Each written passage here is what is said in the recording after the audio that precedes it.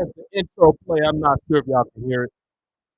Like it's bugging a little bit. But y'all know what it is. Get ready to get the food, popcorn, beer, all those good things. You get ready to get live with the hottest, most controversial show on the air. You live with your boy, the Prodigy. BX Connect will be joining us pretty soon. The audio's moving, so I'm pretty sure it's bleeding into the show. I can't hear myself, but that's fine. New mic coming soon. Still going to continue to improve. Good ideas coming. BX Connect is joining us as we speak. I see him coming into the show right now, man. It's going to be a special show. This is going to be more of a memorial-based show than usual. Anthony Rumble Johnson will discuss. Eddie Guerrero, great moment. Historical title reigns, all that good stuff. And yeah, let's get right into the show because I see he's loaded in right now as we speak, man. BX Connect is joining us, man. Gonna let us know what's causing all of this on Smack Talk TV, man. Words to mother, hold the butt, all that good stuff. Brian, what's up, son? Yo, what's Words going to on, mother, bro? man. One of my favorite things to do after a very long and busy week at work is to get on here and talk to this man. Somebody I'm developing a really great relationship with him, Brian, a few others, man. It's just building a brotherhood, yeah, just through similar interests in combat sports and cracking jokes and making fun of cucks and all that good shit. BX Connect, man, what's going on, man? What's causing all this, son? What is up? Not Think that- much, man. Coming off from one of the craziest UFC weekends. UFC 281, man, came down here in Madison Square Garden. Hell yeah. Yo, the 14 fights, 11 finishes, only 3 decisions on the card, 7 KOs or TKOs, Holy I think shit. 4 submissions.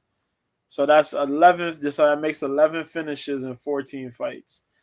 Wow. No fight, no fight was a boring fight. Like every fight was really, really good, man. Oh my God, it was crazy. The main event, Israel Adesanya was having that epic run. He fought Alex Pereira, a guy that he fought back in the kickboxing world. In glory, they fought twice. Pereira got the best of him in both fights. He got one win by decision, and then the second fight he knocked him out late in the fight in the final round. And then they fought on Saturday, and the fight went exactly the same way their second fight in kickboxing went. Where, yo, this dude had him hurt in the first round. He kept on managing to put the pace, and he put some wrestling on Alex. Beat up Alex pretty damn well, and the 5th round came, and I don't know how this dude Pereira summoned the gods, but this man came out of nowhere and landed that big left hook that he carries, and a couple other shots, and beat Israel Adesanya, became the new middleweight champion. No fucking way. That sounds crazy, man. Stop the unbeaten streak, man, of Israel Adesanya. Wow, man. And if he would have won, and if he would have won on Saturday, he would have beat the record. The record, I think it's the title. Yeah, the title defense record, is it? Yeah. Right. Yep. That's insane. New champion, new middleweight champion. No longer Adesanya, man. Adesanya, And I know Marissa's upset because she's a big Izzy fan. Izzy's Nigerian, right? Yep. Wow, what a reign this man had, dude. Yeah. You talking about Crazy. legendary reigns. Yep. And that's something I want to talk about here. Reigns, legendary reigns. And that's why I let JoJo go ahead and do his thing with that, because that's what we're going to talk about here. This is not going to be a very wrestle-centric episode, even though we will talk about wrestlers. It's going to be just talking about dominant champions. And I came up with this idea after and I'm sure JoJo was just as surprised as me when we both got the tragic news that fucking Anthony Rumble Johnson just died. Like, this man was a 38. You know what I mean? Like, Yeah. what? I mean, he hasn't had the greatest 2 years or 18 months however it's been since the identity theft and all that type of stuff, which is a federal offense.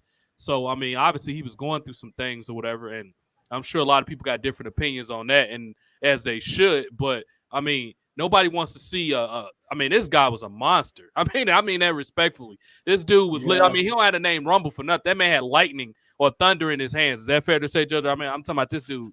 Chaos, Yeah. chaos power was That, insane. that man had a gift. He had a gift. Yeah, There's very few people with the abilities that Anthony Rumble Johnson has. yeah, Very few guys in combat sports, and we talking about boxing, kickboxing, yeah. you name it. Like this guy had one of the most meanest touches of death you'd ever see, man. Like if that hand just clips your chin, you are going away. Crazy. Yep. And it's Yeah. tragic, man. It's tragic. It's absolutely tragic, and I just feel like we just continue to lose heroes. I mean, or just great entertainers in general. I mean, Takeoff just died 2 weeks ago. Rumble Johnson Yeah. died 2 days ago. It's just it's just, hug your loved ones. You know what I mean? Value the people that you care about while they're alive, be it entertainers, be it mentors, Yeah. whoever. I mean, you got to value people while they're alive. You saw also that I added the great Eddie Guerrero as well on there. We're gonna talk about Definitely. him. He died November 13th, 2005. So that was, 17 years ago, 2 days ago. So Yeah. you talking about, that's a legacy also that'll never be duplicated. A lot of people try, very few are successful. And look how many people, male and female, that he's inspired, be it ring attire, be it moves, be it, any sequences of any type of, the way he do things with his mannerisms or whatever. A lot of people Yeah. have duplicated that. And another special thing that we're gonna go into detail right now. We're just doing all the glossing over the things that we're gonna discuss today. But Mandy Rose, great title reign. Very few title. This transcends WWE.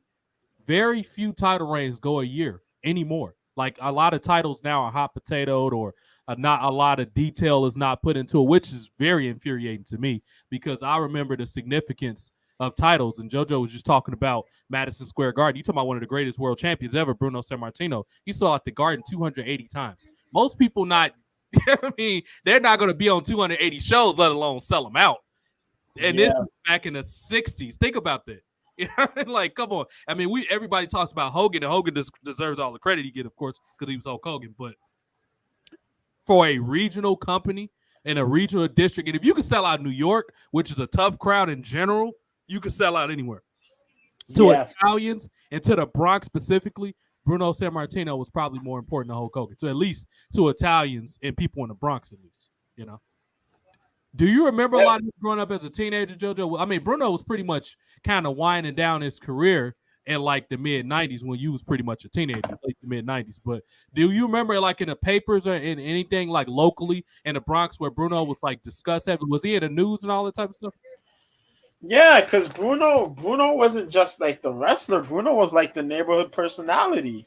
That's Like true. Bruno come out there, Bruno go watch some theater stuff, or Bruno come out to eat. Mm. Bruno's up in the deli.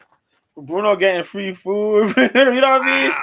Yeah. Bruno sit there and there's like, he gets people around him and they sit there and they want to talk, and he was never like a mean guy, Right. He go up to you and he take pictures and sign autographs. That's one really, really humble guy that you understand what it is. Like when you see him, you understand what it's like to be out here, you know what I mean? To Right. be in a New Yorker. So Yeah.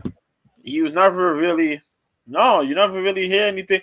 He might get in a little feud with a couple people who talk crap or whatever, Right.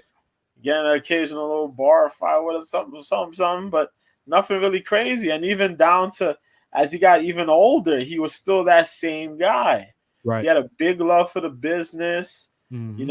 and nobody gave him disrespect. Everybody treated him Right. as that guy. So And you big, talking big about props to him.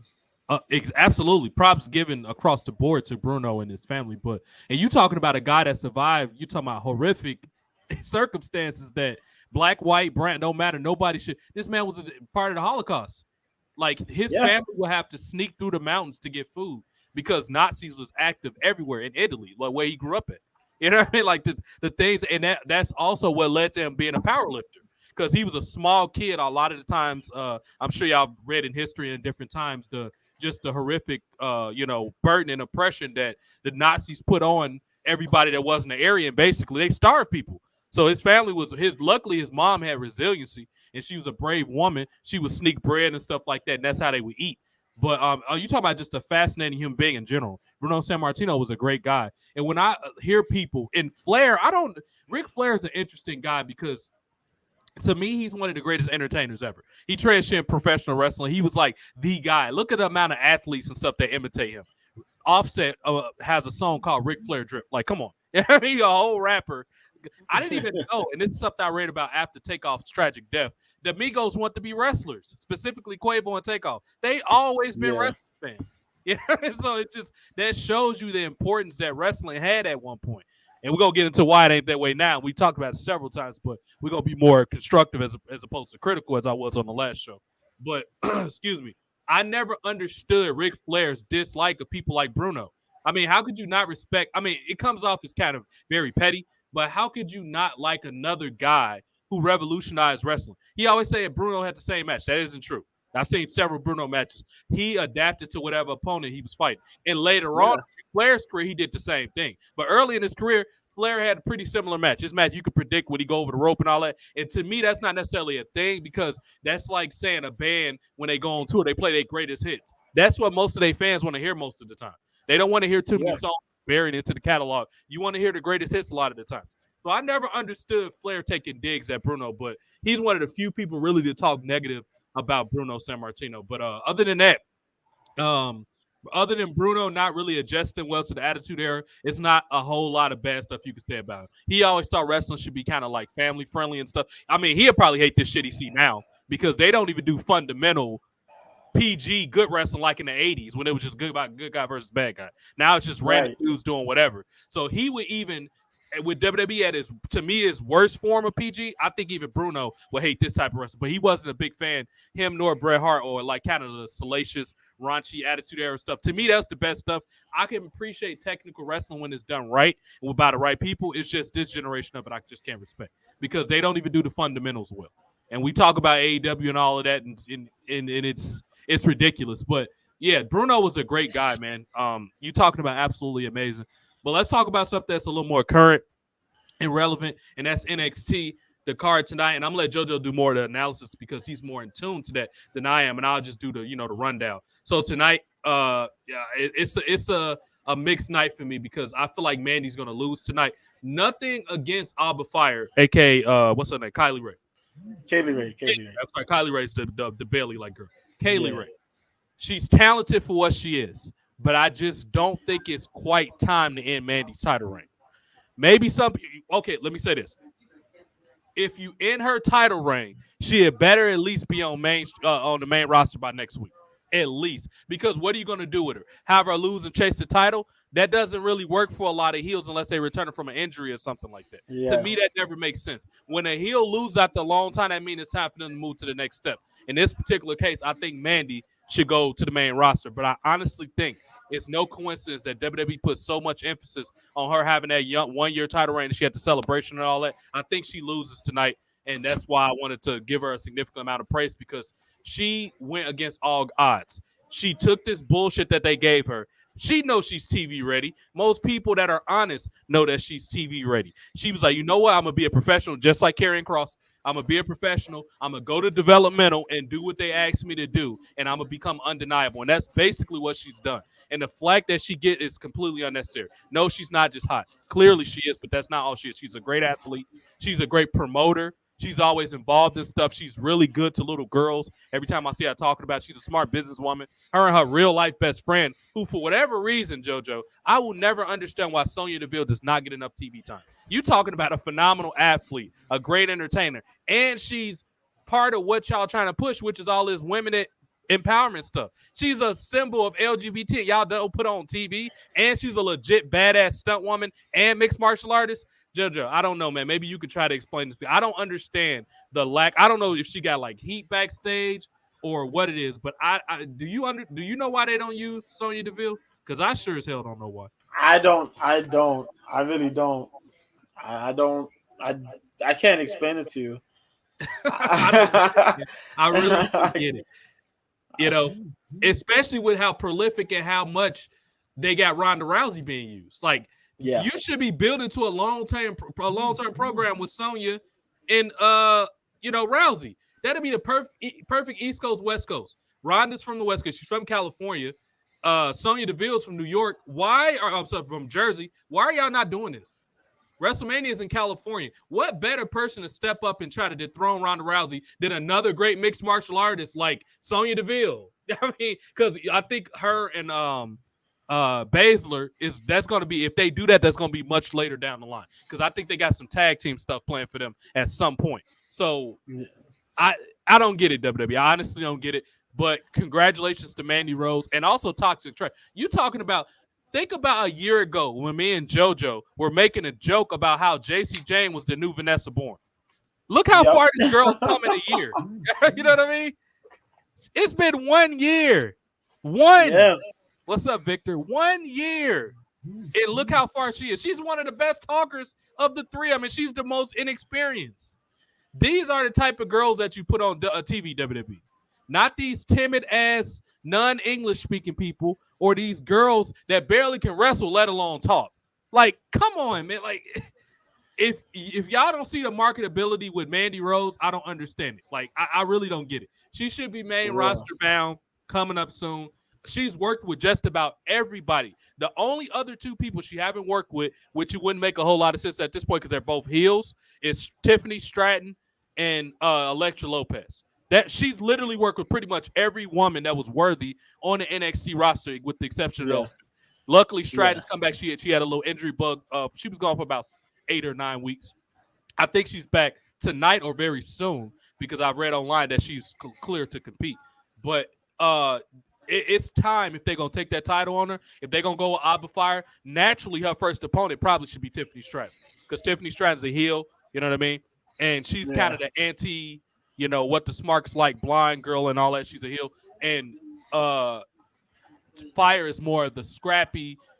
She proved her work with as William Regal War Games. Like, she's that type of girl. She's the indie darling type. So it's natural and it makes sense if you're going to take the title off her next heel opponent. Because Elektra Lopez, she got time. She can work some mid-card stuff. I will probably put Lopez against, I don't know why it makes sense, either she's in a tag team right now. Either what's her name, Lioness, or against Lash Legend, one or the other. Nikita Lyons or Lash Legend. That's the natural. Or you have a triple threat number one contenders for them. I don't see what. I never understood why the women always had to be involved in the title to have TV time. That don't make sense. So they can't have side storylines. Like, y'all are too lazy. It's way too lazy. I mean, you know what I mean, JoJo? Like, why the women that got to always be going for belts to be involved in the match? You know what I mean? That don't make sense to me. Yeah, that makes sense. They kind of do those sidebar storylines on NXT, but they kind of mess them up. You know what I mean? Yeah. It's like they pick up on it, then they let it go for like a few weeks, then they come back to it. Right. That's that thing they do on NXT. Kind of similar to what AEW does, but AEW, that's a whole nother story in itself. We ain't gonna get on into much later about Jade Cargill for whatever reason not being the world's champion. Now, Thunder Rosa was trending, I believe, either earlier today or last night. Is she cleared to return or something? Do you know why they had her trending, JoJo? You heard anything about Thunder Rosa? If anything, is probably the whole fact that Thunder Rosa's still the champion, but she hasn't been on TV yet. Why they still have Toni Storm as the interim champion still, Full Gears this weekend, and Toni Storm would be defending that interim title against Jamie Hayter. Right. We still don't have a timeline for the return of Thunder Rosa. AEW is such a fucking mess, bro. I really don't understand. And speaking of which, and I was gonna say, and it's like the fans are starting to feel like as if Thunder Rosa has the title hostage of some sort. Right. But that's it. Yeah. Yeah, I mean, it seems as such. And I'm looking at this card here as we speak, this Full Gear card, and it doesn't look half bad as far as the matches, with the exception of these Mexican matches that probably have terrible feel and nobody cares about. Because this is what I don't understand before I get onto this card. And people online try to get mad at me when I say these foreign country. You're wasting your time building up these wrestlers that are allegedly well traveled. When you got these lazy fucks like Triple H and Tony Khan that refuse to even put a 30-second package together, at least with their highlights of their rise to how they got to AEW or WWE. You have a top of the line multi-million-dollar production team, and you can't make a package. I was just arguing with this fucking idiot about Walter. His name is Gunther now. About, him and Sheamus are having these good matches. I said, bro, how many people seen this match? How many people even know who they are? WWE is barely getting 2 million views on fucking SmackDown on Fox, whereas the NFL does about 12 on average every fucking week. It is no excuse that they can't put packages together and introduce you to what Walter did in Europe. They just expect, yes, work rate. That doesn't mean anything. Can you imagine how bad Eddie Guerrero would have been if his claim to fame was, he just had work rate? Eddie Guerrero, first of all, took time to get himself in shape so he can stand out from the other cruiserweights. He didn't want to look like Psychosis. He didn't want to look like the Juice, Hooven 2. He didn't want to look like Mysterio, even though they were all great athletes in their own right. He went after the car accident, after he had the fall from grace with the drinking, and he went to Ring of Honor and he got himself together, and he fucking came back and he had the best run of the last 3-4 years of his life. That was the best run he's ever had. You know why? Because Eddie Guerrero was smart. He was like, okay, yeah, people gonna call me a vanilla midget like fucking Kevin Nash. Kevin Nash, how many shirts have you sold individually? I didn't say NWO shirts. How many Kevin Nash shirts have you seen people with? Now, I think my mic disconnected. No, it's talking about something else. No, okay, you hear. On the contrast, you know how many people I've seen with Latino Heat shirts? So get your ass out of here with that stupid ass shit that Eddie Guerrero was a vanilla midget. If he was a better vanilla midget, well, you're a little bitch then, if that's the case, because he sold way more shirts than you did individually. Then he also said RVD and Sabu more significant. What type of fucking drugs are you doing? You said RVD and Sabu weren't significant to wrestling. Okay, if that's the case, why was RVD handpicked to be the WWE and ECW champion? Get the fuck out of here with that.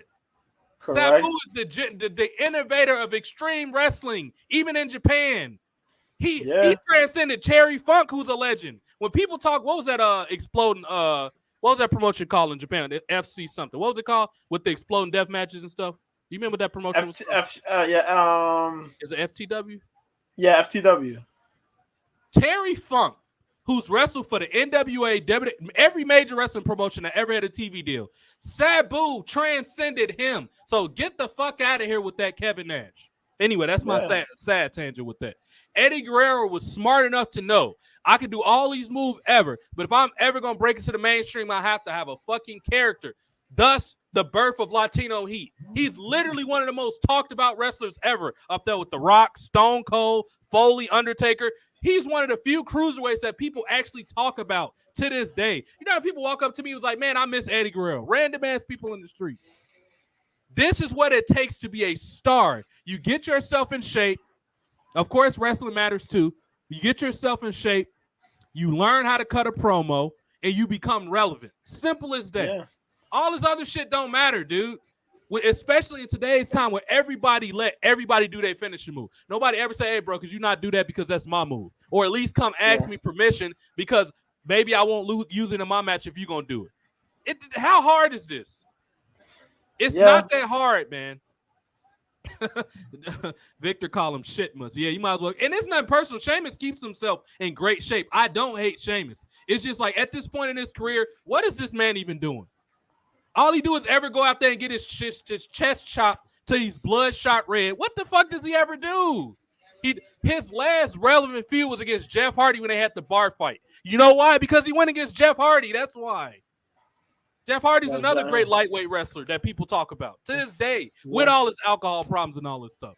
Because he gave people a reason to remember him. Yep. All these marks sitting there talking about, oh, yeah, you don't know what you're talking about. He had a bunch of great matches. I say, okay, how many people saw him? If you can't name the people that saw it, get out of here with that.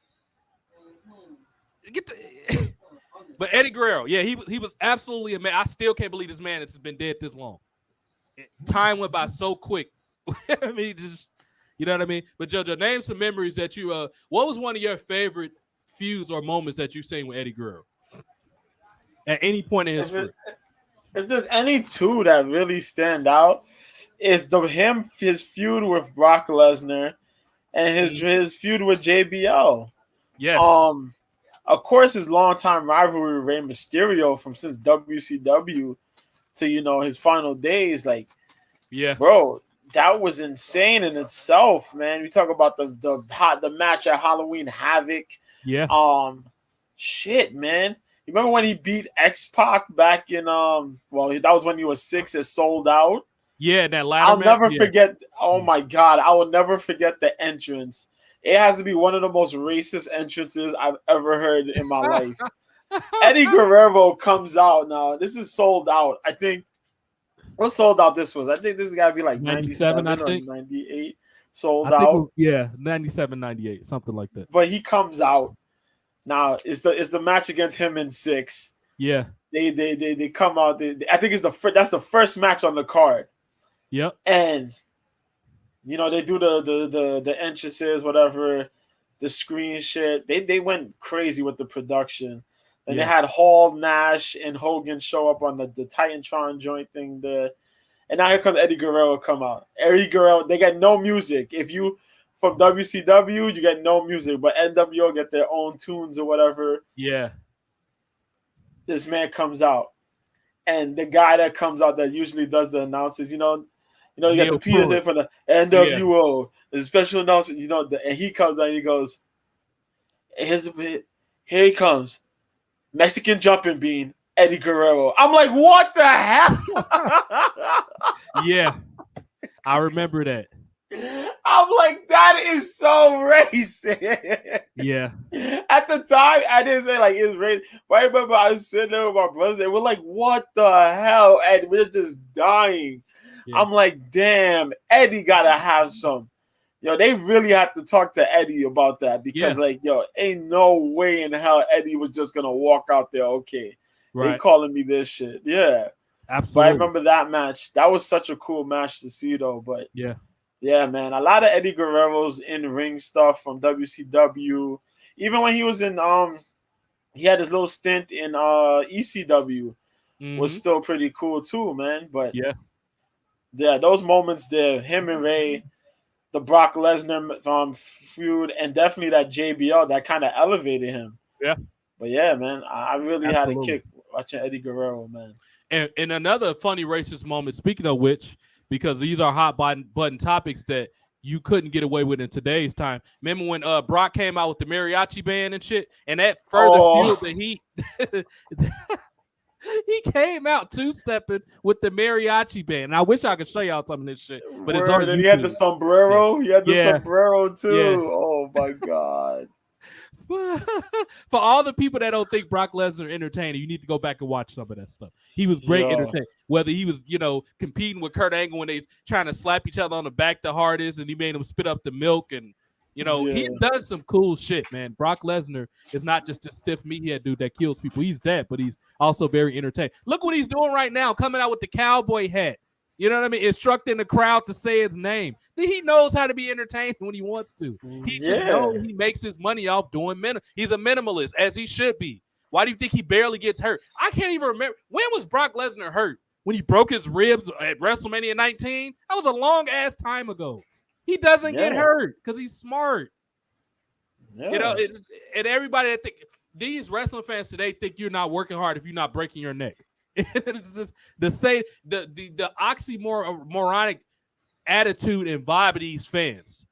They're triggered towards violence, yet you want your favorite wrestlers, your heroes, to get injured all the time. What sense does that even make? That is the most nonsensical logic ever. Yep. But let's take a step back for a minute and talk about this AEW pay-per-view because this is probably the most we're going to talk about the show. The card doesn't look terrible. Moxley versus MJF, singles match for the world's title. MJF's casino ladder poker chip. Why do I feel like this happened already? Didn't this happen like 2 fucking years ago? This match with this exact same scenario where MJF, I think he had a ring or some type of casino chip or something. Why can't y'all be creative, AEW? We're talking about how WWE lacks creativity. AEW, y'all just how many fucking ladder matches are y'all gonna have before it loses its value? Do you know one of the greatest ladder matches I remember speaking to Eddie Guerrero? Him versus Rob Van Dam. That was one of the greatest ladder matches, and that was Eddie Guerrero's return feud when he came back from Ring of Honor. When he got himself together, when he got his drug problems in check, he attacked RVD. And guess what their feud was over? Who did the frog splash the best? What a great storyline. It's simple, but it's great. He got jealous. Okay, I left the spotlight. That was the perfect way to bring him back. WWE was smart enough to know that you couldn't return him as a babyface because a lot of fans were too smart. They would have been probably heckled him. Oh, you was on drugs. They were smart enough to turn him heel so the fans could slowly start to trust him again. That's very smart booking. These fucking idiots today, Triple H, I'm trying to think of somebody that's used. If it was left up to him, The Miz would be a babyface. He'll be doing stupid shit like that. He'll bring Johnny Gargano back to beat Roman Reigns. That's how this stupid ass idiot thinks.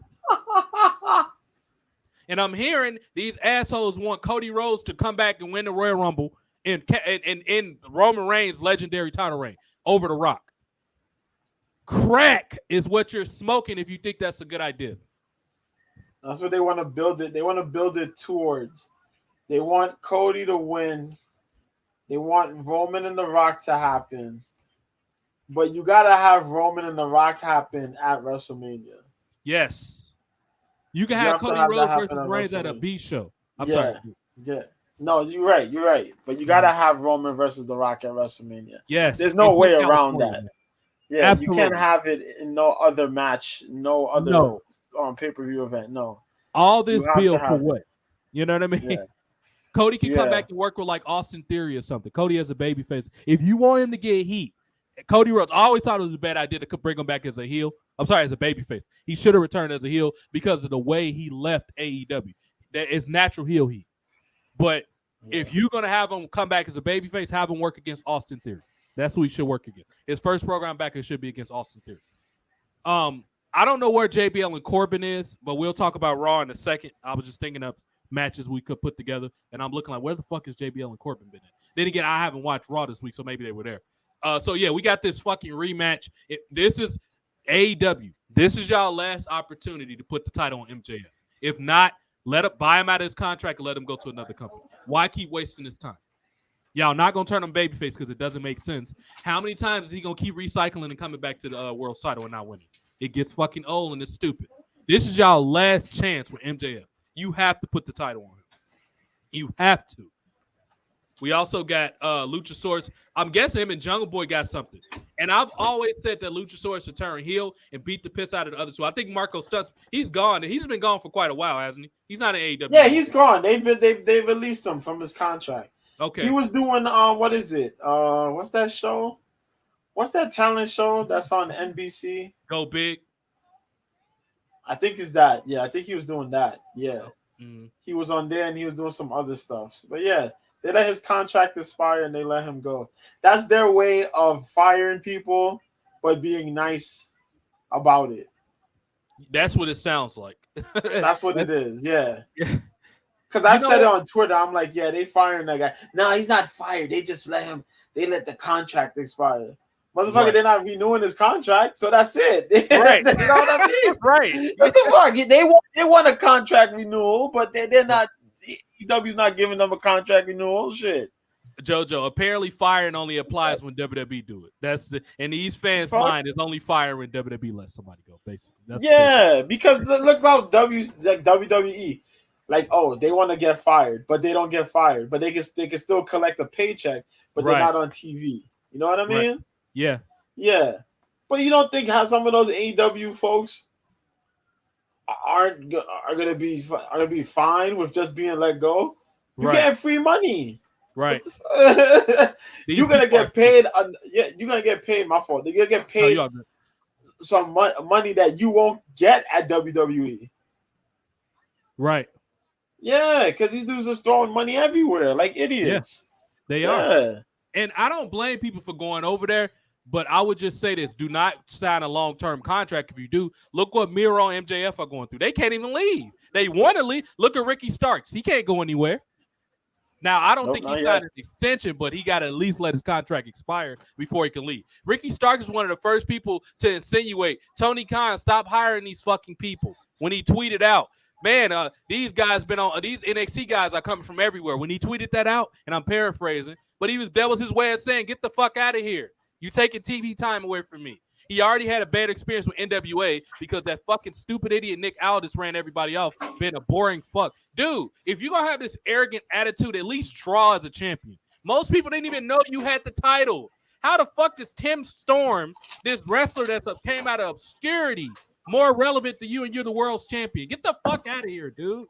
You're embarrassing, man. You're the NWA champion for 4 years, killing her, and you can't even get them off YouTube? You suck. How did you have a better run as a mid-carder in TNA, you fucking idiot? I don't even understand. Like, come on. Everybody leaves because he's an annoying bitch. He's always trying to control people. And if you at least, well, Cena did that too, but guess what? He's fucking John Cena. At least he was a draw. Yeah. Like, one of the worst things they did. Yeah, one of the worst things NWA did was, they let that man have that title reign. Billy Corgan looked at him and said, he's going to be the guy to carry my company. For that long, bro? His claim to fame was getting y'all on YouTube. Like, I could have did that. Like, come on, man. Come on, Jason could have did. Jason fucking constipated off tacos could have got y'all on YouTube. And been more entertaining and on top of that. Like, come on. The fuck out. The funny thing, and you would expect Corgan to learn something after it didn't work on Impact. Right. Like, bro, they had this man beat AJ Styles and the title. Right. And it went nowhere. Come on, man. Nick Aldis is y'all guy. The only positive to that guy is he keeps himself in great shape. Other than that, it's, when you worse than Triple H as a draw and you're more boring than Triple H, bro, you deserve a special place in there. It's a special seat for you in a no drawing zone after that. Zicky Dice came out of obscurity and trumped you. And that's why you tried to bury him and he got smart and he fucking left. Now, I don't know why he's an Impact. Zicky's a good friend of mine, by the way, too. I don't understand why he's an Impact, and I've talked to him about this. WWE, if y'all had any brain cells, you would sign Zicky Dice. That guy is the most. I cannot believe he was trained by Seth Rollins. I got a feeling somebody else secretly trained him and Seth Rollins took credit for it because technically he trained at Seth Rollins' school. Because I don't understand the amount of charisma that he has and Seth Rollins doesn't. I really don't understand that. But Zicky Dice came in with the pink, got himself over, and Nick Aldis wanted him gone. And he spoke publicly about it. So I'm not saying so because I wouldn't put his business if he didn't give me permission to. He spoke publicly about it. So fuck you, Nick Aldis. Your wife kissing Chelsea Green is more interesting than anything you've ever done in your life. Fuck you, dude. Yeah. Damn. Damn. Aldis's best run was probably the British invasion in TNA. Damn, bro. Douglas Williams getting dropped on his head is more interesting than everything you ever done. Matter of fact, Douglas Williams is more interesting to you. Yes, that's true. I won't lie. I won't lie about that. That is very true. That is very true. Oh, shoot. The question mark. RIP is better than you. Josephus was better than your monkey ass. The fuck out of here, dude. My father's chainsaw. He said my father's chainsaw has more charisma than Seth Rollins. Yes, he does. And Seth Rollins is bro. If Triple H, you would think you would learn a lesson to stop putting this motherfucker on TV when Brock Lesnar. Hold on, let me get Paul Heyman. Brock Lesnar couldn't get this motherfucker over. He's had 3 matches with Brock and he still can't make money. You suck, Seth Rollins. Get the fuck out of here, dude. Let's keep pushing with this full queer card. I call it full queer. Y'all got the gorgeous Tony Storm. Y'all don't let her come out in booty shorts. Jesus Christ. I don't know if she is because I haven't seen it. Wait a minute. I'm trying to make sure I'm reading this match right. Jeff Jarrett and Jay Lethal versus Sting and Darby Allin. Really? That's happening? Okay, that sounds kind of interesting. Yeah, like Jeff. Yeah, Jeff showed up to. We talked about this. Jeff showing up to AEW. Yeah. Okay. Yeah. I might actually be okay with that. You know, Jeff Jarrett always got to get himself in the match everywhere he goes. Hey, I ain't mad at him, man. If they gonna put you on TV, go ahead and do it. That match actually is going to be pretty good. I'm sure it is. Those 4 talents gonna find a way to put some good spots. I can see the match in my head. You know, you're a creative person. I can visualize that match in my head right now. It's going to be a great match. Dr. Britt Baker versus Saraya. That might actually be pretty good because both of them are talented. I know Paige been getting a lot of shit. She probably deserves it because I don't know what happened. You know what? I'm a big fan of Saraya. And I'm going to chalk this up to everybody that goes to AEW becomes worse. Now, she's a smart businesswoman. I would have took the money, too, because I'm sure they paid her out of the ass. She's probably got $1 million to come over there, easily. I'm pretty sure she got $1 million. Yeah. I would have took the money, too. However, AEW has the magic of making everyone worse that goes to their company. How is Saraya all of a sudden forget how to cut a promo when she goes over there? She's one of the greatest promos of that NXT class of people, especially for the women. She cuts a promo better than all the 4 horsewomen, every single one of them. Yep. And she goes to y'all made William Regal a fucking fruitcake. Now Paige can't cut a promo. I'm convinced that y'all make people terrible. Instead of the Nightmare Factory, y'all should be called a Terrible Factory because y'all produce terrible athletes when they come over there. Every single person gets worse. Miro had the fucking Backstreet Boy outfit on. Y'all got fucking William Regal making suspect jokes. Fucking Jeff Hardy and Dean Ambrose became alcoholics. Y'all literally make everybody worse. I'm convinced. JoJo, how is it? I mean, am I lying here? Everybody gets worse when they go to AEW. Yeah, like I don't know. It's like certain things happen, or they get caught up in certain pressures or something. But like, yo, it just happens, and it's like these motherfuckers got to get off TV, recenter themselves, and come right back. Yep. Yeah. Yeah. I mean, y'all made Jeff Hardy like want to kill himself when he went over there. I mean, he literally tried to kill himself. He was jumping off ladders on fucking YouTube matches. He was like, bro, they wasted my fucking time. Why did I leave WWE? Yeah. It's ridiculous, man. I don't understand it. But yeah, they have decent matches here. I want to actually ask JoJo, so is Luchasaurus a heel in his Jungle Boy match? Is he heel? Yes, he's a heel. He's a heel. What was the motive of him? I'm actually interested because I like this group. I mean, people probably wouldn't think I would, but I actually always liked the Jurassic Express. I always thought they did their job well. They were for the kids and all that stuff. I'm okay with that. But how did he turn heel? Did he say he was holding them back? How did this come about? This was from like the feud of what happened after Jungle Boy and Luchasaurus lost the tag titles. You know, Christian was their mentor, so Christian got upset. Christian attacked Jungle Boy. And then, you know, Christian and Jungle Boy had those matches. Luchasaurus was going to go evil, but came back. Mm-hmm. And he was like the friend, but then he kind of betrayed Jungle Boy and really was evil and was influenced by Christian to turn evil. So Luchasaurus is pretty much like Christian's minion. And now Luchasaurus and Jungle Boy are fighting. Okay. They attacked each other, I think, on Rampage last week. Yeah. Mm-hmm. So this match is gonna happen now in a steel cage. Right. Okay. Yeah. I'm okay with this. Is probably the most logical thing AEW's ever done. This storyline progression right here is probably the most logical thing I've ever heard them do. I've always said, because I like this group, even when they had Marco Stunt, I thought Jim Cornette was a little too hard on him with his criticism. Bro, people comparing him to Rey Mysterio was an analogy. It wasn't literal. Your problem, Jim Cornette, is, and this is why you always you look like a red-faced, Colonel Sanders, because you take shit too fucking serious, dude. It was an analogy, man. Nobody was saying he's actually fucking Rey Mysterio. Like, you would think as long as you've been in the wrestling business, you should be smart to when somebody's trying to work you. They try to piss you off because you always saying something ridiculous, dude. This is why calm down before you have a heart attack. Goddamn, motherfucker, go have a Sprite, Cornette. Because you're always fucking highfalutin all the time, dude. Chill the fuck out, man. And stop being a Kentucky-fied Mark. Yo, Victor's cracking me up. Victor's cracking me up in the comments. Kentucky-fried Mark Cornette. Good. No, he said Victor Tony Khan gonna be like Tony Montana when every wrestler tries to take him out. Yes, that would be fucking awesome. Because I know, I think we talked about this a couple weeks back. I know you saw the meme online with Tony Khan. They put the head over to Tony Montana and they had him he was snorting coke or whatever.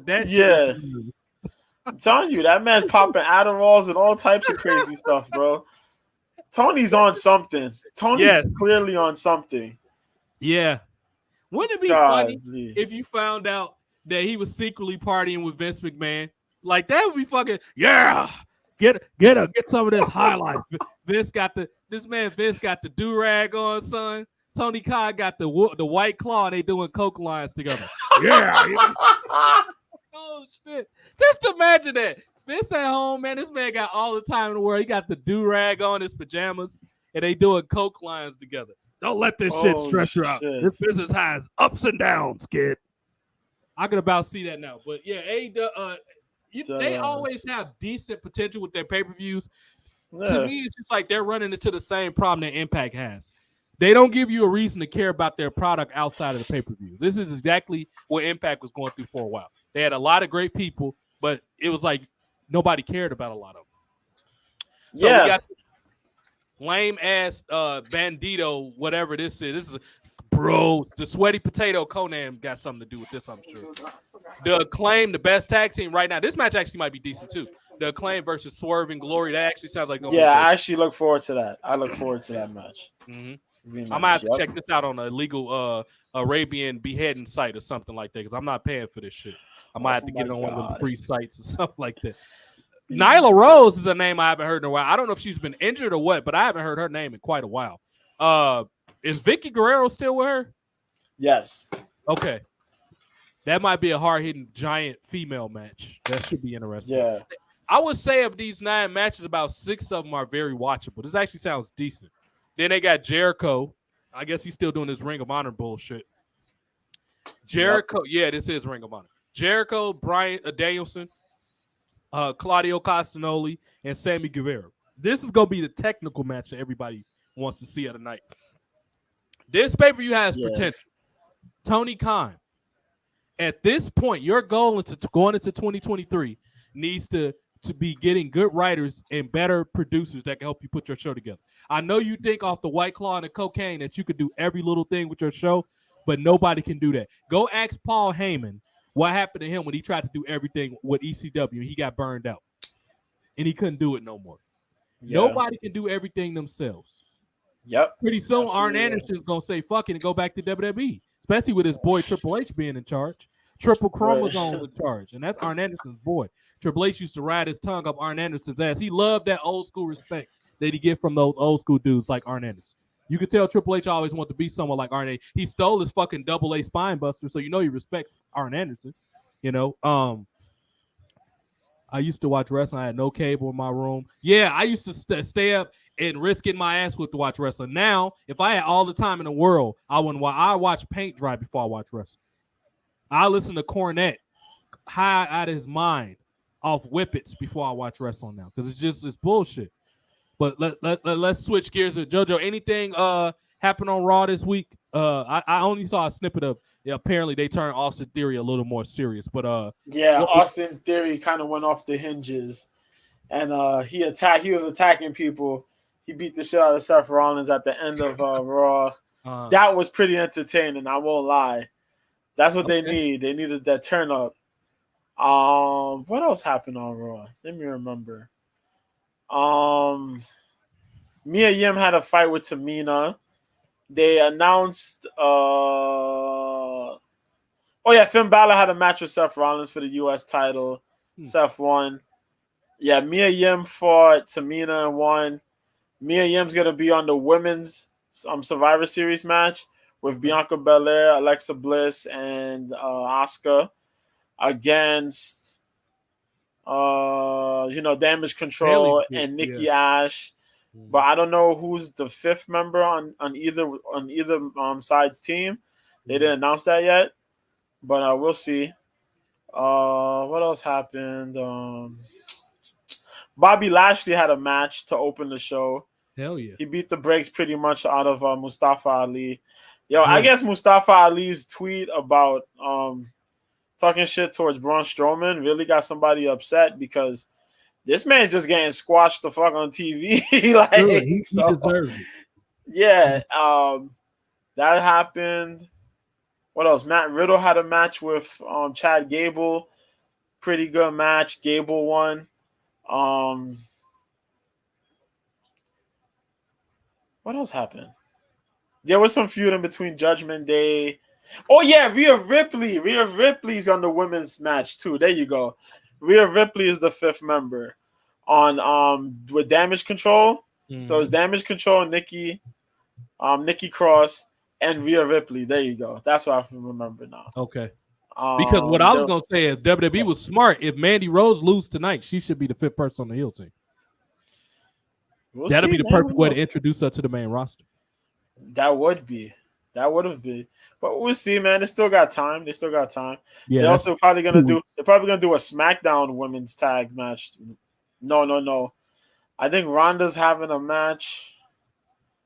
I forgot who Ronda's gonna be wrestling. I think Ronda has a one-on-one match on Survivor Series.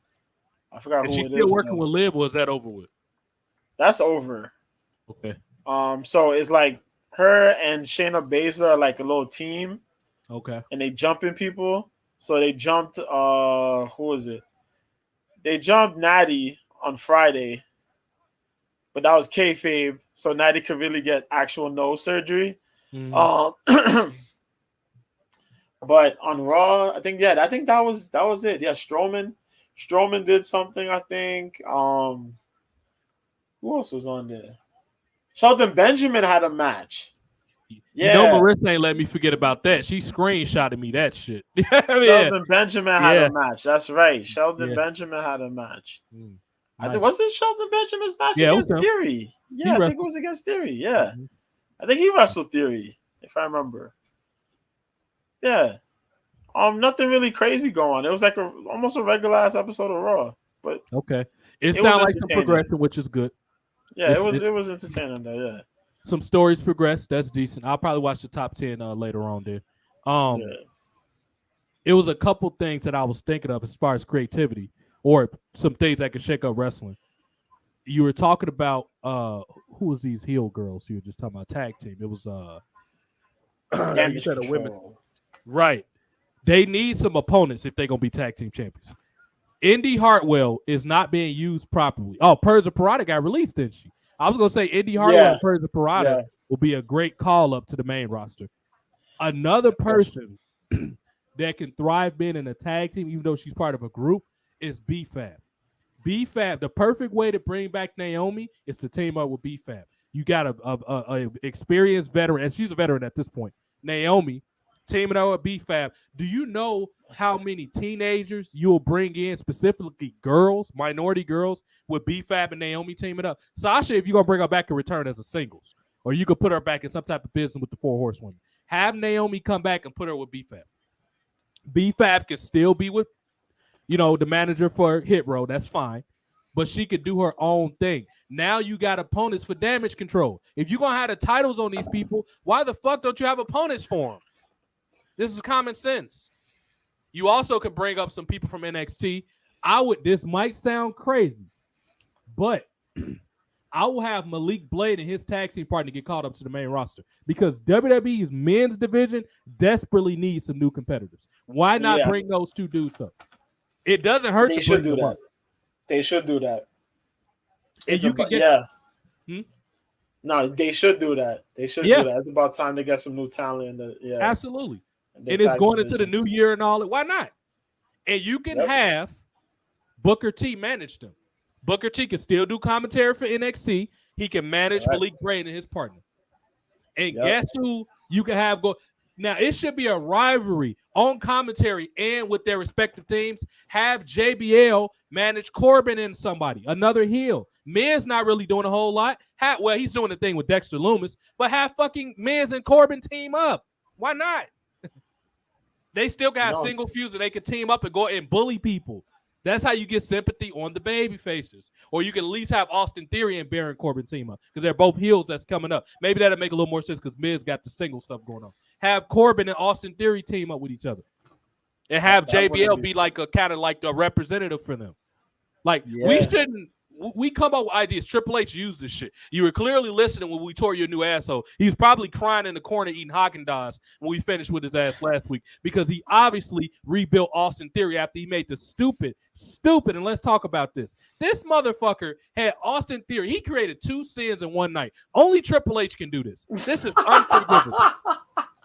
Not only, and JoJo already know what I'm about to say. That's why he's left. We speak telekinetically because I ain't even have to say. He knows what I'm saying. He could pick up on my brain waves all the way from a different coast. Triple H committed 2 cardinal sins in one fucking night. He had Austin Theory cash in the Money in the Bank on a fucking mid-card title. That's one problem in itself, which, if done right, I don't have a problem with it. But I knew he was going to do it wrong. So that's the first problem. The second thing is he had him fucking lose. You had him. Why bother having him build up all this momentum? He was just involved with Brock Lesnar and Roman Reigns at SummerSlam. Yep. And you have him cash in and fucking lose. Triple H. It's no words to even. Pretty soon, I'm just going to stop mentioning you. I think that's the best way to handle you is to just show that you don't even matter no more, dude. Because that was the last cardinal sin that you could ever. That's like spitting in Jesus' face. You're a fucking idiot. I just want you to know that. I cannot believe that, dude. Yeah. I didn't think it could get no worse, JoJo. I honestly didn't and the only way he could redeem himself is if this rebuild of Austin Theory is like one of the most epic things of the year. Yes. Yeah. That's the only way. If not, then bro, this is ridiculous. You know what they should do? They should announce the King of the Ring and have him win it. Let Austin Theory win the King of the Ring. Mm-hmm. So he don't have to win the Royal Rumble. That takes him off the Royal Rumble. But guess what I would do with the King of the Ring? You got to SummerSlam to get your title shot or you lose it. That's what you do with the King of the Ring. So that leaves it lingering for a while so he can brag with the King thing and that can build him up and he don't have to win the Royal Rumble because I don't think he's ready. If it wasn't Roman Reigns and The Rock this year, I would say take a chance and let Austin Theory win the Royal Rumble. If you're going to have fucking Cody Rhodes win it, why can't Austin Theory win the Royal Rumble? He's got way more heat. He's got way more recognizability. Why would John Cena, if all this stuff with Vince didn't happen, y'all do realize that John Cena was going to come to SummerSlam to fight Austin Theory. They started building the storyline on Twitter with each other. Yep. Austin Theory was dressing like John Cena, wearing his clothes. Cena was, calling him out. Only reason Cena didn't do it because he had some promotional work to do for Peacemaker, and he went to Wales and went to that Comic-Con thing in Wales. That's the only reason he didn't do it. So if John Cena wants to work with him, that shows you how fucking talented he is. And he still wants to. Yep. He's still ready. So they might be lining that up. So we gonna wait and see for that. Right. Because I know for sure The Rock is ready. He is. The Rock is ready for WrestleMania this year. I mean next year. Mm-hmm. So it's going down, man. You gotta have Cena on there. Yes. Cena gotta face Theory. You gotta make this happen. Yeah. And somehow, some way, you got to make it happen. That'll be the perfect passing of the torch, is to have him do that. And I will have Bray Wyatt probably go against Karrion Kross. This would be one of the greatest WrestleMania. If you got Kross versus Bray Wyatt, it's going to be one of the greatest matches ever. Yeah. And I honestly think some type of way, you got to have Bobby Lashley and Strowman go at it again. Or almost or something like that. Maybe a tag team match. You probably can have Lashley and Amos against. That'll be a good reason to put him back with MVP. And you can have Strowman and another big guy, maybe McIntyre or something like that. Well, because he'll be done with Karrion Kross by then. Maybe I'm trying to think of a big baby face that he could team up. Well, maybe McIntyre, something like that. That'd be a good tag team match to have at WrestleMania. Right. So it's a lot of good things. I will say this: if WrestleMania is going to be good, I'm going to Inglewood to watch it. The Rock is one of my childhood favorite wrestlers ever. I will travel and pay money to go see that. But if you got this Cody Rhodes bullshit, not only am I done with wrestling, I'm not going to WrestleMania. I'm not wasting my money to go see that shit. I'm not going to. But if you got Rock, and I'm going to. I've never been to California, and that this will be my reason to go. I'm going to travel to go see that if they book it this way. So Triple H, I'm telling you, dude, you got the doors closed, man. You got like an ant's amount of space to not fuck this up. When the best thing in WWE is Booker T saying random shit on commentary in NXT, your company is pretty pathetic. That's literally the best thing happening right now is Booker T just burying the shit out of people he don't like. Man, dog, this kid don't deserve it, son. Go ahead. I don't know if you heard. I don't know if you heard. You touched on him right now, Booker T. But Booker T, on his podcast, I think it was, came out and said, and I couldn't believe he said this shit, but this man brought up a strong point, and I haven't seen her on any type of primetime TV as far as it's concerned. But man came on and said, yo, Athena's unsafe. Really? Yup. Think of the amount of weight that holds. If y'all don't know who Athena is, that's Ember Moon, and she was trained by Booker T. That's what I'm saying. My jaw dropped. I was like, what? What? And I'm like, yo, he's not lying. But you know exactly how much weight that carries? Yes. In other words, Athena, listen to your trainer. Listen to the person that got you signed with the. And you know what? I like Ember Moon a lot. I'm a big fan of hers. But she got some work to do. I don't know what it is. Her and one of my very close friends named Melissa Caverdas, a.k.a. Thunder Rosa. She's a very good friend of mine. If y'all don't believe me, I interviewed her a couple years ago. You think she would have interviewed me if I didn't know her?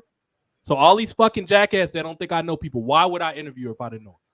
But anyway, those two going to AEW, once again, this goes back to how AEW brings the worst out of people. Y'all need to get it together and start listening to Booker T. Because I really hope the day comes that both of them goes back to WWE. Both of them. Well, the Thunder's never been there. I really hope that Ember Moon, she has some untapped potential that she needs to peak in WWE. Yeah. It's not going to happen to AEW.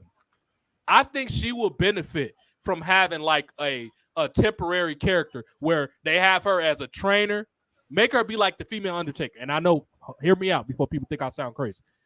She's up in age and she got a very late start in wrestling. But she gets the fundamentals, so she'll be a pretty good trainer. Let her be a trainer in NXT and have her have feuds with people every couple months. She will benefit not wrestling as much and keeping her mysterious. Her whole character, she's supposed to be mysterious anyway. That was what I will have her come back as a heel probably, but she has a lot untapped potential, and so does Thunder Rosa. I know she don't really like the administration. Well, Vince is gone now. She didn't really much care for the Vince McMahon administration. Maybe she'll respect Triple H's more because she's more old school with traditional wrestling, but she has a character, so you can work with that. I think both of them have unfinished bit or untapped potential with WWE if they're used properly. But the amount of weight that JoJo just said, for her trainer to call her out and say that she's unsafe shows you that Booker T has a good eye for what's going on right now. And he's not lying because she was on TV a couple times when they try to push her, because that's what AEW does. They give you the 3-month push. Yep. She had the push being on the main roster, on Dynamite. Matches didn't quite look good. They looked kind of sloppy. Yeah.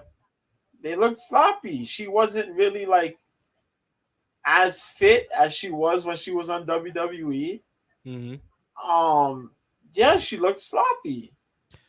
And you know what? The title matches didn't really look all that great. Mm-hmm.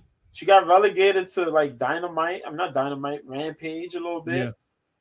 Then once, they try to boost her in that feud, the feud with Cargill. Mm-hmm. That turned out to be a 5-minute match. And bro, that was it. She was gone. You know what? She's been on like irrelevant show. Dark. There you go. She was on Dark for the most part.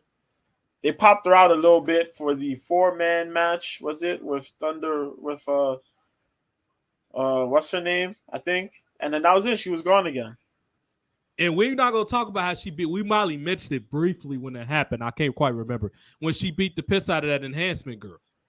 Yeah, like she fired the up. Stiff on that match. Yeah, the stiff match. Yeah, wowed the hell out. Yeah.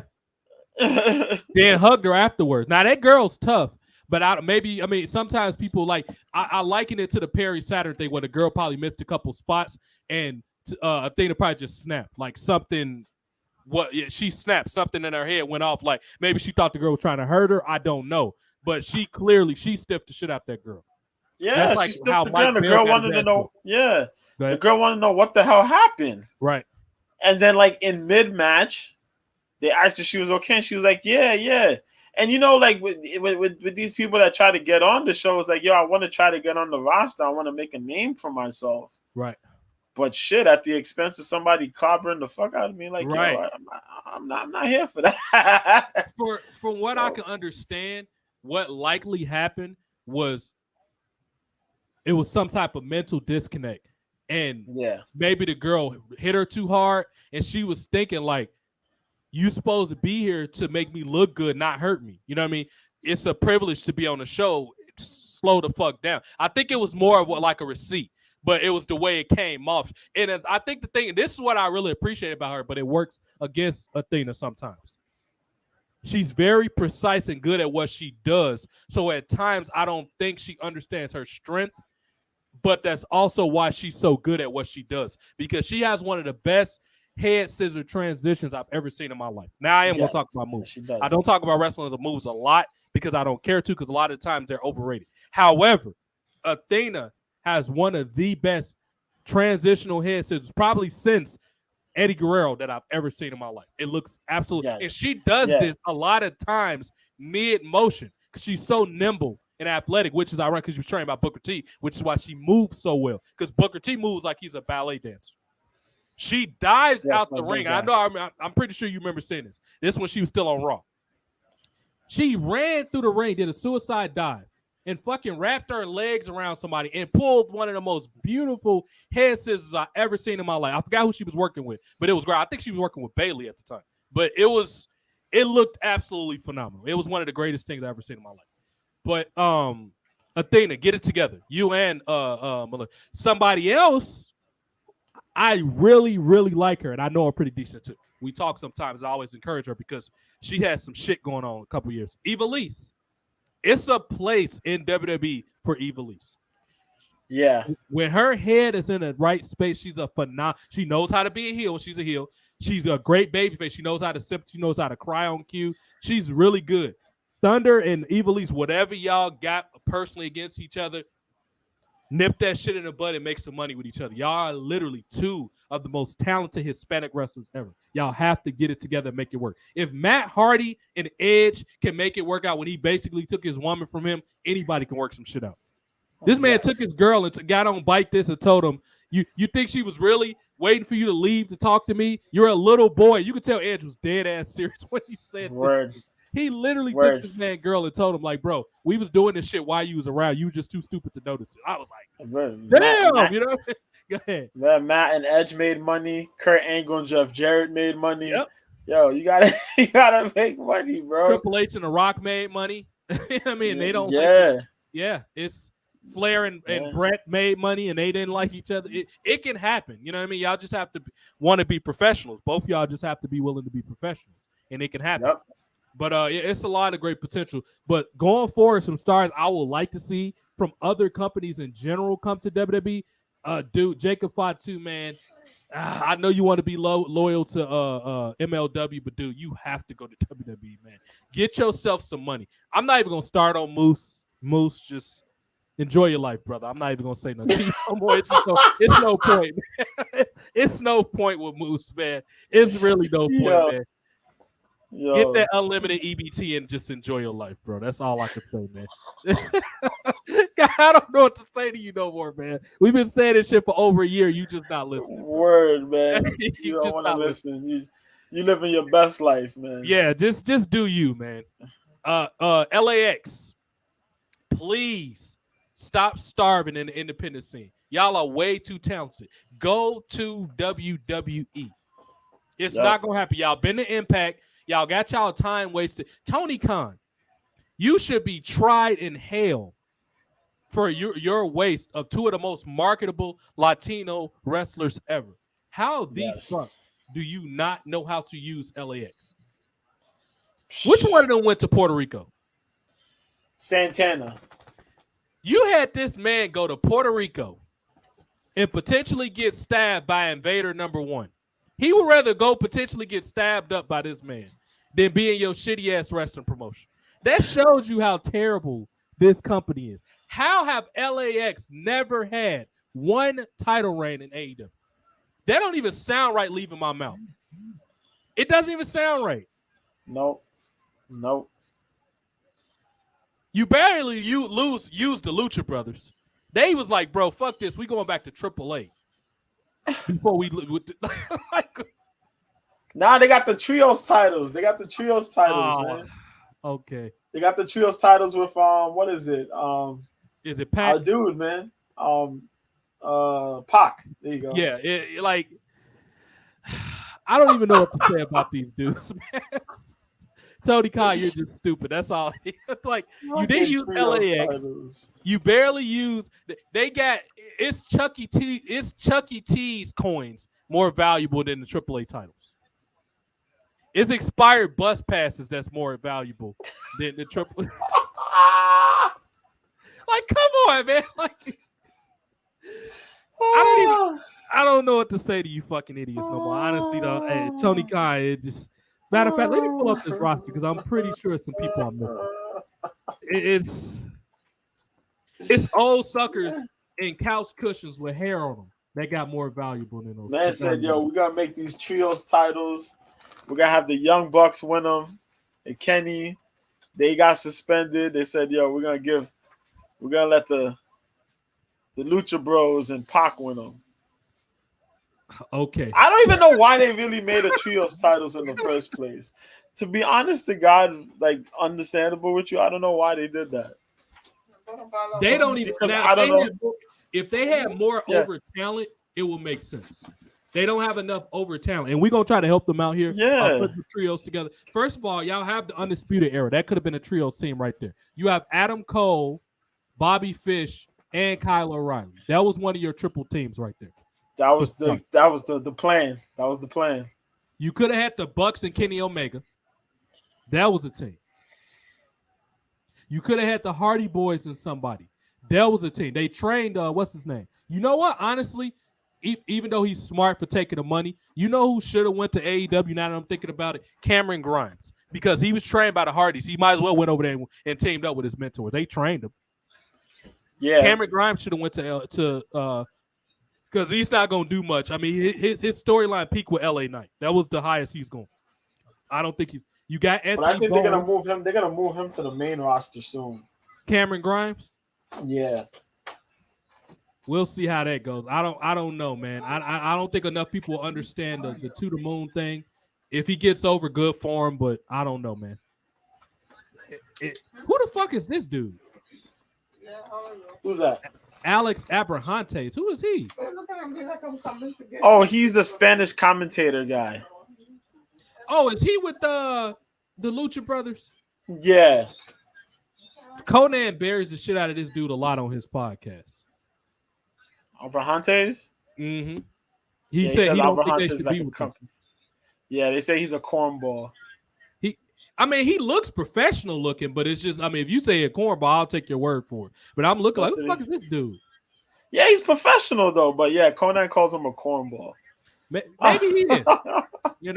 Now he was rapping. He raps on their theme song. Oh, does he? Lucha Boys theme song.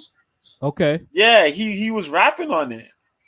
So the sweaty potato still got talent. Good for him. Who's that? Conan. I call him the sweaty potato. No. I'm talking about Abrahantes. Oh, this dude, he raps on it. Yeah, he rapped on it. Yeah, he rapped on it. He kind of killed it. I ain't gonna lie. Really? He killed it. Yeah. Okay, I'm gonna give dude a little credit then. I didn't think. Speaking of rapper, this guy has found his niche. I always thought he was gonna be the Marty Jannetty of the group, but this dude's quite entertaining. He's actually pretty decent, even though I still like Platinum Max. But this guy right here, you could do something with him. Anthony Bowens? Yeah, I like him. He's talented. He's a talented dude. And he's one of the gay people that's actually talented. And they don't sit here and whine and think they should be pushed just because they're gay. You know what I mean? Like, he's actually talented for a gay person. So that's good for him. The Idol, Charlotte Flair's husband, one of the greatest Mexican wrestlers in recent memory. Tony Khan, shame on you. That's all I'm gonna say. Shame on you. Overrated motherfucker right here. This dude. Don't even get me started. I don't even want to. I don't want to hear nobody else talk about Angelico. Angelico? This dude like a nerdy ass wannabe dude buster, man. I don't get it with that dude, man. I don't. Let me tell you, they killed that man. AW killed that man's whole buzz. AW killed him. They killed what's our boy? His tag partner. You know who I'm talking about. Yeah, Flippy man. Flippy man. Jack Evans. There you go. Jack Evans. There you go. That's why Jack left. Jack left. This dude Angelico got injured. Jack left. You know, they didn't re-sign him. They wasn't doing nothing much with them. They picked them up for crazy money, and they didn't do nothing with them. Only them. And then Angelico got injured. Yeah. So Jack was let. So they mutually left. And Angelico is still signed to the company, but bro, I don't know what the fuck he's doing. Nothing. Because they're such short term with their ideas. It's nothing. Maybe he could have went. What should have happened is WWE should waited to get rid of the cruiserweight division at the wrong. I honestly think Triple H is probably gonna bring the cruiserweight division back. That'll be one of the positive things I could see him doing. And he just needs to pick up some of these people. Let me just scroll. Yes. First of all, I would get Andrade back. Angelico. Yeah, absolutely. Get Andrade back. Sign Angelico. Mm-hmm. But definitely try to get your way to get this dude back. Mm-hmm. I would even get Jack Evans. Why not? I mean, get that dude. And if he's supposed to be like a modern day X-Pac or something like that, mixed with Psychosis with the flips and shit that he does. So why not get him? Yeah, Brian Pillman Jr., bro. If you had a personality, I would sign you. You think your dad was remembered for flying Brian Pillman? Nobody remembers it. People remember him when he pulled that gun out on Stone Cold, dude. Get a fucking clue. If he was able to get a clue, I would sign him just because he has a name. But this guy got in the best shape of his life and became irrelevant. Buddy Matthews, he was a hell of a cruiserweight. Now he's in good shape, but nobody know where he's at. You know what I mean? Like, they're supposed to come back. They took that hiatus, because Malachi left. Malachi's coming back. He didn't leave.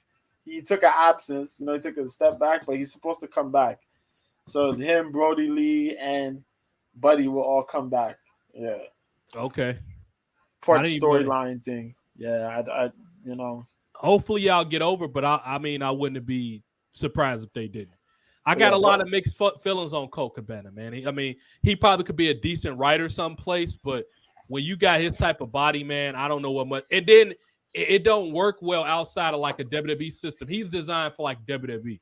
His type of character is meant for that. It's not meant for these clueless assholes that they don't have the writers to maximize his minutes, as JR would say. The AEW he will be beneficial probably as like a writer or something like that because he's got some decent ideas, but it's just like AEW's not the right. This dude looks like Randy Orton. This is this overrated motherfucker that's always on Rampage, ain't it? He looks just like Randy Orton. Yeah. The overrated motherfucker. Because I always hear his name all the time. Every time I hear about he looks like Randy Orton. Yes, Daniel Garcia. He looks like a Spanish Randy Orton. That's what he kind of looks like to me. You know what I mean? The third relevant guy in Jericho's Appreciation Society group. Jericho, stop coming up with stupid names for your group. Bro. It's Jericho, Sammy, and then this guy. And everybody else is after. Jericho, man, get a fucking clue. Now, these kids, I think, the Martin brothers, if they were built up as enhancement guys that you can get, I think they will benefit from going to NXT for a while, both of them, because they got something. They're both very athletic, but I think they just need some good. Maybe if they got like with Booker T or something like that, he'll be able to bring something out of them. I'm not even gonna get started on find a remote. Fuck these two fucking assholes. They're those guys. Dante and Darius, they're both good, man. It's just unfortunate Darius keeps getting injured. Yeah. So Dante, so it's just Dante. But yeah, they got really good potential, man. You said find the remote. Hey, find the remote is one of the greatest things going in the tag division. Besides, besides the Acclaimed and Swerve and Keith Lee right now. Okay, I'll take your word for it. It's just That's I, that. I would It say is this. what it is, man. They outshine the Young Bucks. It is what Yeah. it is. I mean, I'm not too surprised they were in WWE, so they learned Yeah, something. They learned and under yeah, people like Dusty and stuff. So I'm not quite surprised that they're doing it. yeah. It's just I'm sick of people saying they're the best tag team in the world. They aren't. If you're not in I hear WWE, you're you. not the best tag team, bro. You're just not. Hey, Fuck you, that's Don Callis. You need to be in a jail cell next to R. Kelly. You fucking rapist. Fuck you. Um, Eddie Kingston, bro. Get a clue, man. Get a fucking clue. You got the talent. Stop being a whiny baby and get it together, man. You got too much potential. I can see you in WWE in a couple years if you fucking screw your head on tight, because you definitely can talk. It's not too many modern wrestlers that could talk better than you. You need to get your shit together, dude. Dustin, man, why aren't you a writer, dude? Nobody wants to see you looking like a flabby old condom on TV, man. Why is your name Dustin Rose, but you got the gold dust stuff, dude? Why didn't you be trying to become like Seven or something like that again? I know you hated the character, but come up with become like an old psychotic guy or something. You could be used properly, but Dustin Rose at the paint is not working for me, bro. But I always remember you for Gold Dust and the Great Heel stuff. But just become a writer and help these heels out, man. well, yeah. That's gonna happen, man. I think this is gonna be his last year. Mm-hmm. He got one more year, and then he'll more than likely be like a trainer and write. Well, he still is a trainer, but he'll be writing too eventually. I feel. Good. I Yeah. always thought it was something you could do with Diamante, but she has to be with LAX. She has a very cool look. She's pretty decent in the ring for what I've seen, and she has the hottest fucking girlfriend ever. Her and Kira Hogan needs to make like a tag. I will get both of them and put them in the WWE's women's tag team division. It's a lot you could do with them. I'm impressed by both of them. I like Diamante a lot. I like Diamante. She need more absolutely. matches though. She need more matches. Yeah, or maybe even Wild can try to get her or something. Yeah. I don't know what happened with Private Party, but they had a little thing. They had a little cool thing for a while, and then they just became irrelevant. But I think putting them with that group was the worst thing you could have did to them. That Matt Hardy group. Yes. Yeah, you fucked them up with that bull. They should have just been like, AEW's, Street Profits, basically. There's nothing wrong with it. 3 month push, they died, man, after that. That was it. Can you imagine them with MVP? How much better they would have been? Bro, what? If they was with MVP. Yes. Made them serious and put them with MVP. You talking about?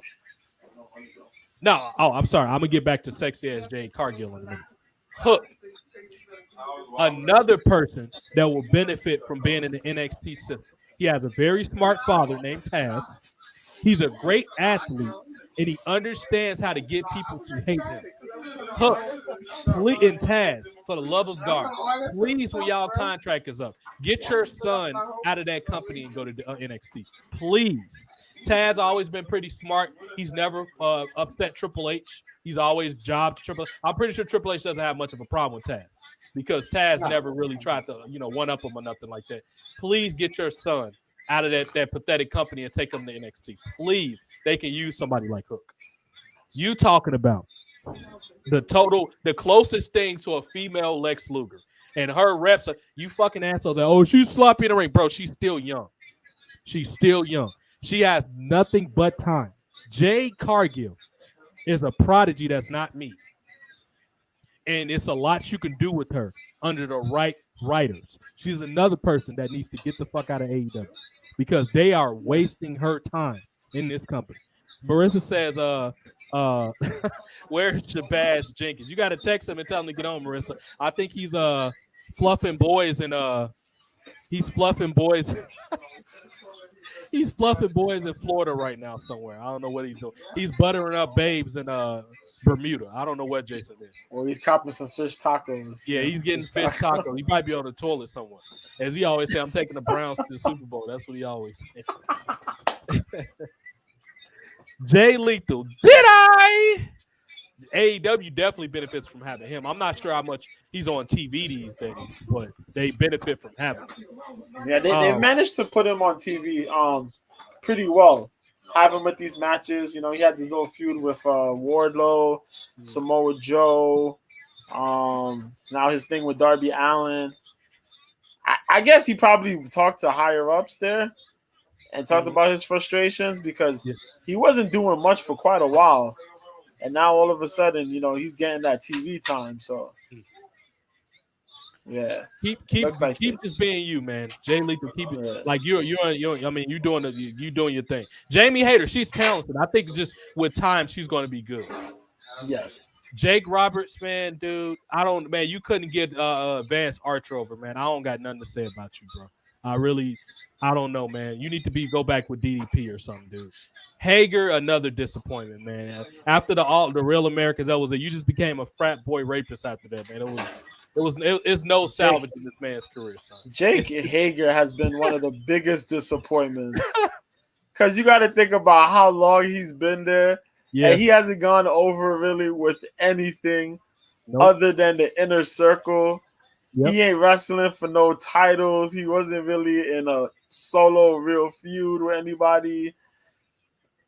Bro, he's Is just he been disappointing. Like, is he still on the contract with Bellator? I don't know. I gotta look that up. I don't Bro, know. He might be.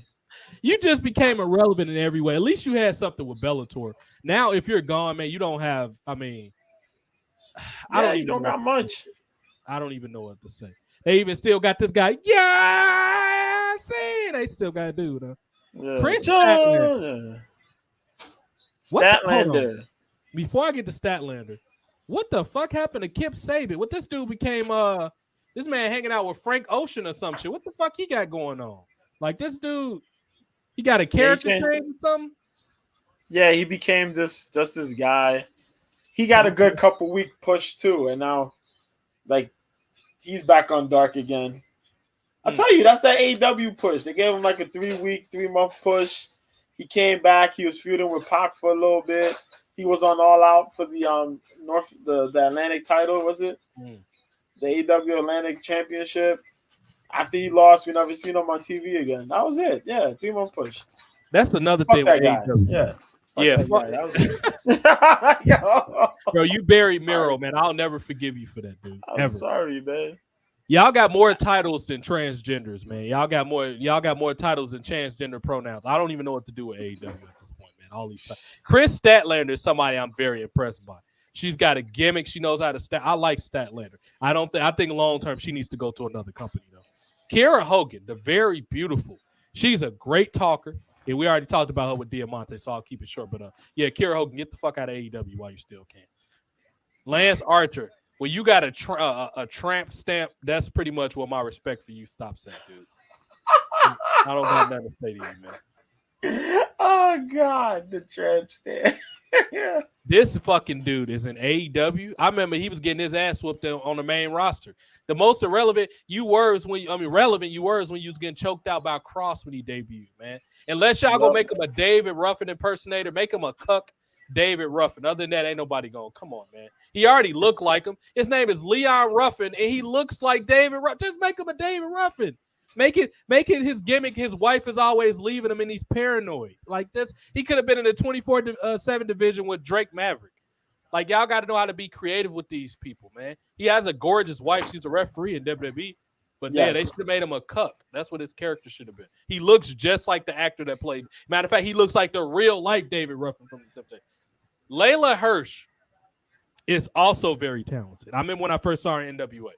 This girl will benefit from probably being in like a serious like MMA group. I don't know why they didn't. Well, they had her going against America's Top Team. They should have did something like that. Or maybe she can be like make her like Ronda Rousey's like understudy or something. She needs to go to WWE. Put her. She's got some talent. That girl's good. If you put her with like Paul Heyman and Ronda Rousey or something, she could do something. I think you could do something. I like Layla Hirsch. Luther, you too fucking old, dude. You look interesting, man, but AEW, I've already ruined you, man. I'm sorry, dude. You just didn't nothing you can do. Mark Henry should be like a trainer or something. Like I don't know why y'all got this man on dark or wherever the fuck he is. Mark Henry is like, come on, dude. Just make him y'all head recruiter for new talents. Or at least go back to WWE and help out your boy Palmer. What's his name? Odyssey Jones. Omari Palmer. Yeah, that's his real name. We already talked about his partner. Madison Reigns in AEW? Yeah, remember we talked about this? They hired her. She's going to be a trainer. Right. You did say that. I'm sorry. Dude, we not even barely halfway through. How many fucking people do y'all have, dude? Do you see? We have to celebrate it because, they brought her in as a trainer. You have Serena Deeb and you have people there, and it's like, yo, you brought Madison Rain as a trainer, which lets you know how out of bounds you know what I mean, y'all wrestling is going, Yeah. really, pretty much. Yeah. I would say So this. yeah, Impact go ahead. and autistic Peter Griffin, fucking Scott D'Amore, Scott the you're a Moore. fucking idiot. You let two of the hottest women ever leave your company. Tennille Dashwood's in WWE and Madison Rain, one of the greatest heels of Impact history. You just let her go? Shame on you, dude. Shame on you. This is why you starving up in Canada now. Because of shit like Yep. that. Because you're a fucking idiot. Matt Taven just got on crystal meth or something and became a bro. You haven't been relevant in like 10 years, man. A shame on you, dude. Mercedes Martinez should be a trainer. Oh, Oh shit, Matt they got Mick Taven. Foley's son. If this ain't Mick Foley, I don't know who that is. That motherfucker looks like Mick Foley. Yeah, that's a big mofo, bro. Yeah, That's a guy who should get a push, but they have him stuck with QT Marshall and the factory. I'm just gonna scroll right past you. I'm already disinterested when JoJo said that. You talking about another guy that can benefit from being around Booker T, Powerhouse Hobbs. Yes, He showed I'm finally happy. glimpses. What's that? I would say I'm finally happy he's getting a push. Yeah. Oh shit, they're giving him a push. He should have been had a push. Yep. He should have been a long-term television champion. Yes. You take guys like him and make him the television champion. Him and Ricky Starks, they both should have gotten some pushes. Yeah. So Team Taz got grossly underutilized. I can't wait for Taz to not be under contract no more so he could just shoot promos on AEW because he's smart. He's not going to put himself in a compromised situation because he don't want his son to get heat, and I respect him for that. I cannot wait for Taz to not be under contract so he can bury the fuck out of them. I can see it right now. These damn fools don't know how to use. I see why Punk was hot with you motherfuckers. I can see Taz right now cutting a promo. You can't even run a fucking Target, let alone run a wrestling company, Tony Khan. I'm going to choke you out. I can see a Taz cut the promo. You know who I can't wait? When they leave to cut a promo, to cut an interview. Who's that? Chris Jericho. Yes. Chris Jericho is going to be one of the most interesting interviews you're going to hear when he leaves AEW. Yeah. When it's all said and done.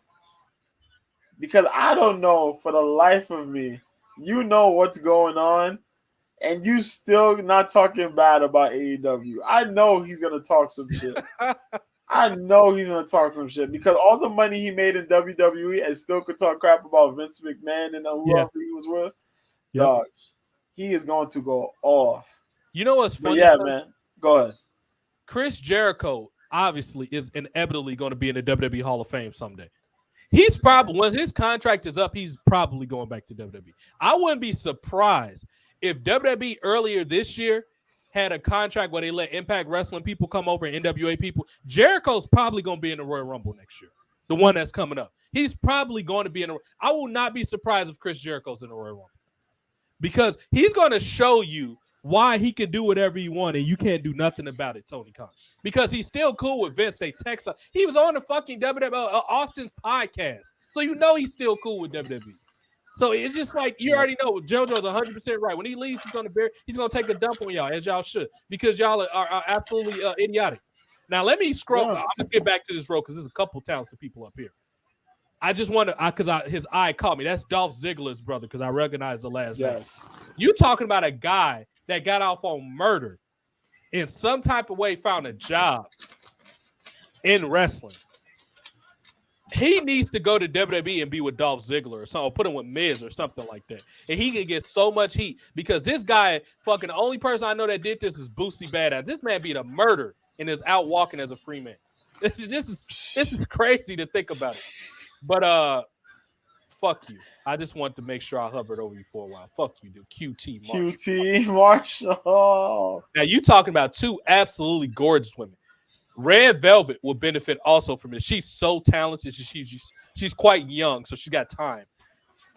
Oh my God. Don't get me started on the hottest 40-year-old.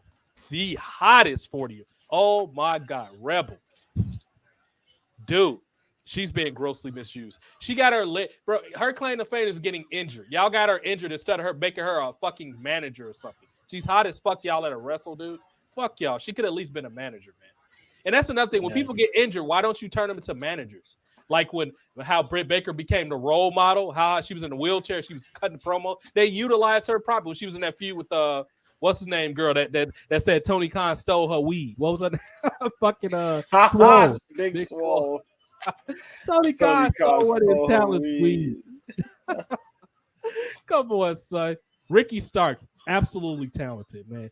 Time's being extremely wasted in the company. Yes. Samoa Joe, Vince McMahon. This is one of the biggest things that infuriate me about you. How did you allow Samoa? I know he was hurt a lot, but it was a lot you could have did with Samoa Joe. That was a lot. How about you give him a limited schedule so he don't kill himself? How about that? And make him a trainer too. He's fucking Samoa Joe.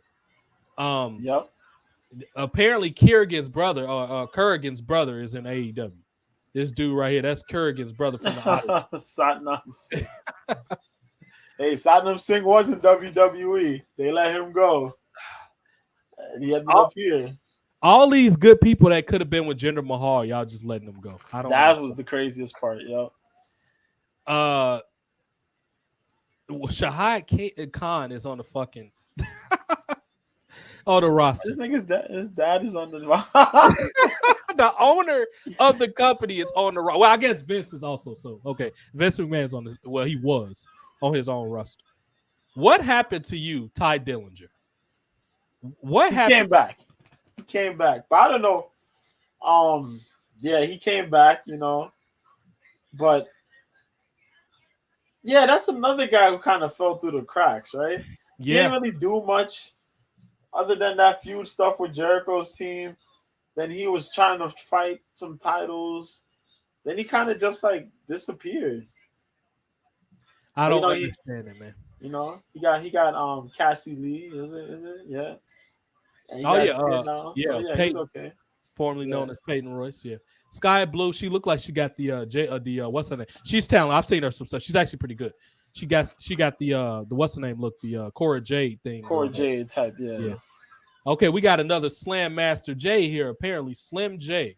Is this dude like a rapper? He looked like that's discount Kevin Federline. Yeah, that's what it kind of is. Yeah, they made he's with Davari's brother, his younger brother, and Parker Boudreaux. Remember that football dude they had? Yeah, the one wasn't he with Joe Gacy for a while? Yeah, that guy. He's on here now. So they put him on some little discount little group, and oh god, you know how that goes. Sonny Kiss is with them too. Yeah. Why I don't know. Kiss, another extremely talented guy, or I don't know if he identified talent. He's a very extremely good talent. Wasted. You could do a lot of comedy stuff with him. A lot of. I thought he had a very unnecessarily short TV title reign. I don't get it, but this is AEW we talking about. Tay Conti, the slut of the century, but she's so talented though. She's so talented. What a talented slutty woman. And they injured the shit out of Ruby Soho, but I mean, other than that, she's quite talented. Yeah. Stokely Hathaway. I didn't realize how good this guy was. I knew he was good as a manager. I didn't realize how much range he had as a performer until he left WWE when he did that stand-up thing that he did or whatever. He should have been the Hurt Business's other manager. He should have been Shelton Benjamin, and as Jason says, Curtis Alexander's manager. What a waste of his potential. What a waste of his potential. Dude, I cannot believe the amount of people who just Wardlow, another talented guy. He needs to get smart, just like Brian Cage. Both of these people need to be fired into an active volcano with Tony Khan because I don't know who the fuck you are, and you've just allowed yourself to be embarrassed, William Regal. I don't. What? Okay, hold on. Trent Beretta cut his hair. Yeah, Trent Beretta cut his hair. He's bald now. Yeah, cancer patient Beretta bald, but he's gonna come. It grows fast. But yeah, he cut his hair. Okay, is he still Trent? Question mark. He's just Trent Beretta. Okay. He's got a little bit of edge. Trent question mark, yeah. this guy, if he wasn't such a fucking mark, could be a decent top level cruiserweight anywhere. But after that stunt he pulled on Undertaker, he fucked himself up the ass, bro. You gonna be forever a jobber on Dark, man. You're a fucking idiot.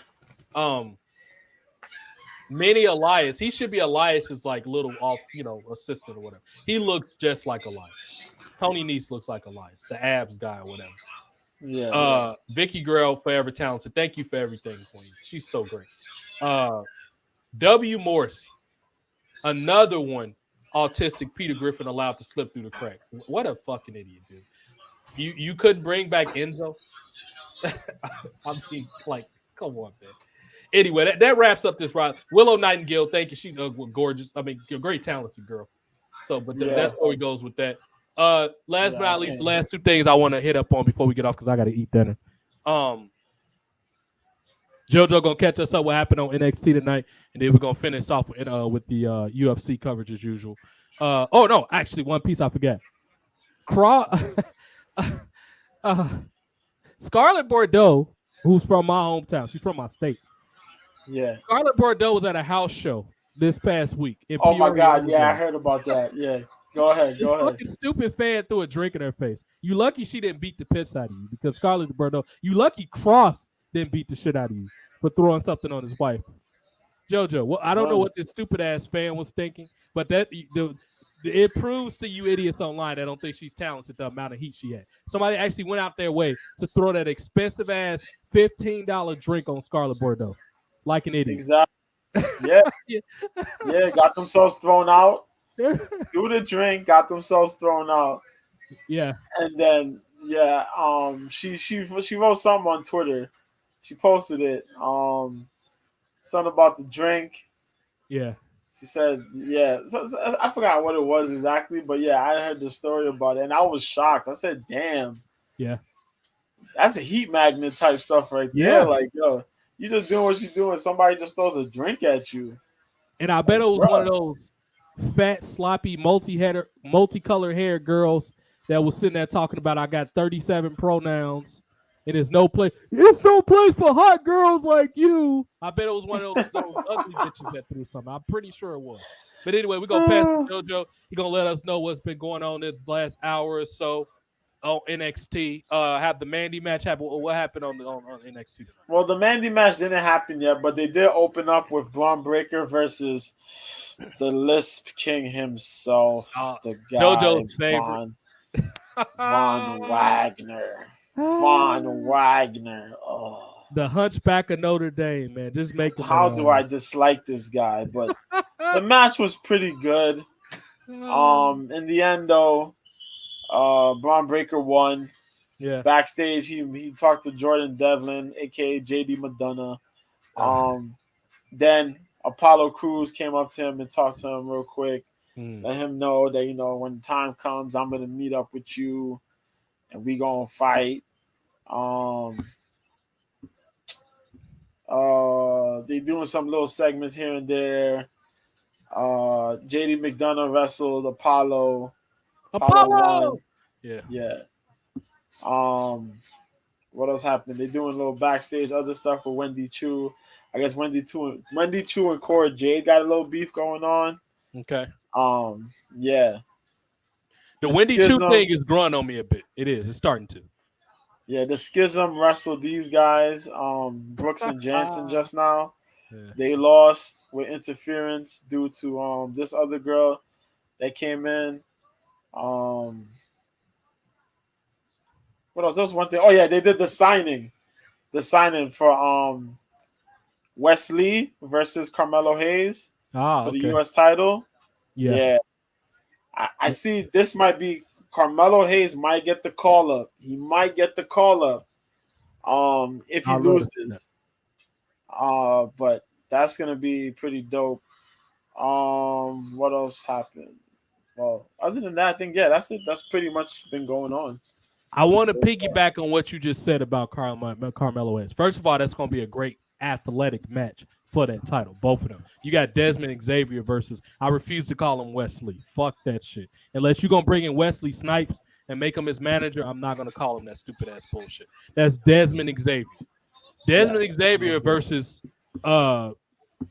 Carmelo Hayes is going to be a great match. Yes. Further than that, Carmelo Hayes and Trick Williams on the main roster, if allowed, is going to be some of the most entertaining TV ever. You can make them like a modern day Crime Time in the sense where they like go backstage and they fuck with people after they lose matches and they start fights with people. That will be the best way to utilize them. And then have Trick Williams, take a lot of the heat a lot of the times. And Carmelo doesn't wrestle until it's time to. Basically have them, you got your ass whooped, fool. Whoop that Trick. You know what I mean? Have them antagonize people that lost matches. That'll be the best way. I think them doing something with the Miz, maybe them some type of interaction with the Miz or a 3-person team with Miz and stuff. I think that could be great if they go there. Otherwise, let them have like their own, they just make them antagonize people. I think that'd be a good way. Some call-ups I can see happening right now. Carmelo Hayes, Mandy Rose, and a tag team. Like I said, I would love to see Malik Blade team get called up. The good way to, introduce them to the Rock with Booker T. I got this new team. You got the Bloodline talking about they don't got no competition. I got somebody for you. Can you dig that? And have them two dudes come out and have Booker T give them their blessing. That's a good way to introduce them. A great way to introduce them. Baron Corbin needs to be on TV a lot more than what he's been. Why bother? Why not capitalize on the heat that y'all built up with JBL? Why not? True that. I think Baron Corbin would benefit from losing a little bit of weight and changing his outfit to look a little more, maybe not change the Lone Wolf character, but go back to the outfit, the biker look. He can keep the bald head and all that type of stuff. Make him more serious. And when he's not wrestling, have him wearing a suit with JBL. Say this is the new Baron Corbin and all this stuff. And have them come out. It is Thanksgiving season. Have them cut a promo on fat people. Why not? Have them get heat by cutting promos or people that's too small. You got all these little guys running around looking embarrassing. It's ways you could do this shit, man. Y'all making this way harder than it needs to be.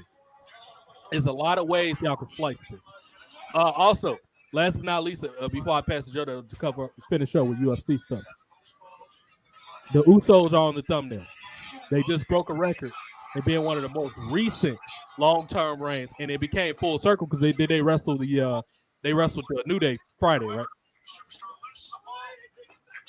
Jojo. Oh, this is crazy. Hold on, yeah. What you were saying? My fault. The Usos, when they reached a milestone, did they just wrestle the New Day on Friday? Yes, they wrestled the New Day on Friday. That was a hell of a match. Really, come on, though. But it's Usos New Day. Of course, it's going to be a damn hell of a match. Yeah. Yeah. But, it was a really great match. Now, they're talking about these rules for this deadline. What is it? I guess the NXT deadline show. The rules. So the matches are going to be, they're going to defend, they have title defenses, but the matches are based on 25-minute time limits. And they're going to have a number of wrestlers fighting for each title. And when you pin somebody, the next person comes in and they wrestle. And is all within the 25-minute time limit. This shit is that's crazy. It almost sounds like a gauntlet match. A gauntlet match. Yeah, almost like a gauntlet match. Yeah, right. Yeah. You know a match I think they will benefit having to come back. Remember they used to do those championship scramble matches. Yeah, I think those should come back. They should have championship scramble matches come back because that was a very intriguing storyline or match concept. The little time that it happened. And that sounds very similar to that. I don't see why they went. And I will enforce that on pretty much. That would be a good match for like Survivor Series and stuff like that. That'll be something good to happen at Survivor. Maybe occasion at like the Royal Rumble or something like that. That'll be a good way to keep things shaking up. And yes, I will incorporate NXT talent with that too. That'll be a good way. Can you imagine a team debuting from NXT? And just shocking somebody. Of course, a team that has some bill and nobody knew they were there, and they come out there and they shock and beat somebody. That'll be a good way. Or they beat the Usos in a non-title match, and people are like, oh my god, they beat the longest reigning tag team champ. It's a lot of ways you could do this. Can you imagine if Malik Blade and his partner in a non-title match upset the Usos? Now you add the element that anything can happen in the match. Right. It is not as predictable. And Booker T, like I told you, I got your ass wrong. Rain, can you dig it? Can you dig it? Word. I mean, yeah, Word. it's a lot of Booker T's still in great. He's in better shape than most people active. And Booker T's what 55? Like, come on, bro. He's still in better Yeah. shape than most of the roster. You know. So yeah, Yeah. it's just. That's crazy. Or even if you call up True. a team like the Brokeback Bitches, Jansen or whatever, they the Brokeback Bitches or whatever. That's what I call them. Or whatever. But yeah, Quincy Elliott is gonna be another good future star, and all that good stuff. We're gonna have to do a follow up episode. What I'm thinking, and I meant to bring this up because me, JoJo, and Brian talk in a group chat almost all the time. What I'm thinking about doing is at least once a week when we're not doing this, because it's not gonna be all. We only go do wrestling shows when there's something to talk about. Unfortunately, it was under the wrong subject because we Anthony Rumble Johnson passed. That was the genesis of why I particularly did this podcast, because we probably weren't gonna do another one until like the Royal Rumble more than likely. But what I want to do at least every week is at least have the mansplaining podcast where we just talk about come on here, no format, and we just talk about random bullshit. Because I miss the days of Brian and JoJo going back and forth with each other. Where JoJo, where Brian was just fucking with JoJo. Word to my mother, yeah. Word to my mother, Brian. Like we got these two dudes are just they're the brand, you know what I mean? So yeah, that's something we started new. Me and Brian kind of did a test run last week. JoJo and Jason was occupied, so they couldn't do it. But we'll get them on several, obviously, up and coming episodes. But that's something what we got coming up, y'all. With that, I'm thinking because I'm off Thursday and Friday, maybe Friday going into Saturday if everybody's still awake, or at least at like 11 o'clock at night on Friday because I am off on Friday. I'm actually off a lot next week. I got like a mini vacation because my job's going to be kind of closed for the holidays somewhere. I'm only going to have a limited schedule. But we'll have a lot of time doing this coming up in a given week or whatever. But that's something I would like to do once a week. I don't know when. Maybe Fridays. We'll probably stick to the Friday night things. Fridays when I'm off. If not, we'll do another day when all of us can agree.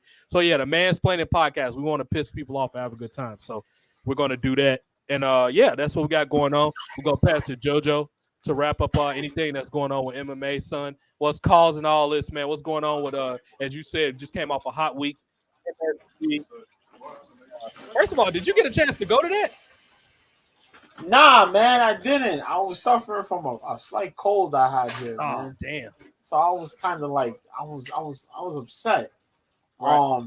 I would have loved, MSG, that's not that far away. I come off the train, just cross the street, there we are, man. Like, you know, it's literally that close.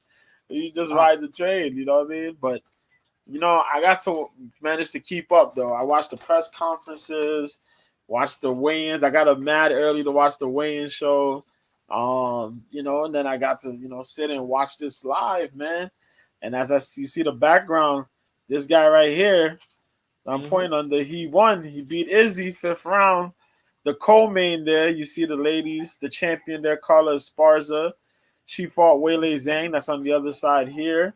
And Weili beat her in under 2 rounds, man. A total destruction. Like, you know, a lot of people didn't give Carla the credit. You know, they felt that she won the title. She was a boring champion. And there was no way that she was going to win. But it is what it is, man. Weili was she's too strong of a title challenger. She was a former champion, and she's been improving by lengths and bounds.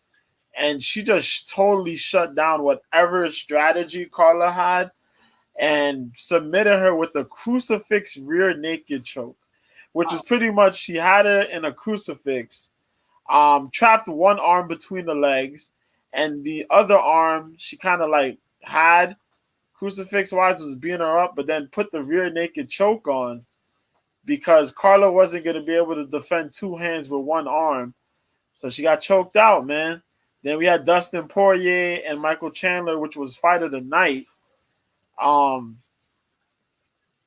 those 2 boys, they went at it for nearly all 3 rounds until the 3rd round where Dustin Poirier managed to, you know, press the gas and stop a takedown and put out some of the jiu-jitsu game and submit Michael Chandler. This was the first time ever Michael Chandler was submitted in his career. And that's a career of over 20, 25 fights. So, bro, you couldn't ask for nothing crazier.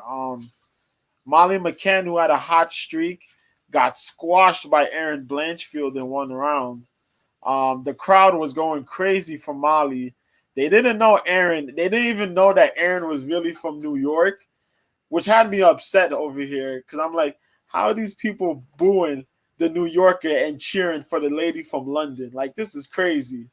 But Aaron went out there, easy work. A lot of the other fights were pretty dope too. Was it Dan Hooker won? Dan Hooker needed a win here. He got a win against Claudio Puelles. The OG legend Frankie Edgar had his last fight. That's one of the reasons why I wanted to go, because Frankie Edgar had his retirement fight.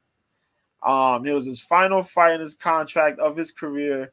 He fought Chris Gutierrez, who's a pretty good fighter in the 135-pound division. And Frankie went out there trying to do his best.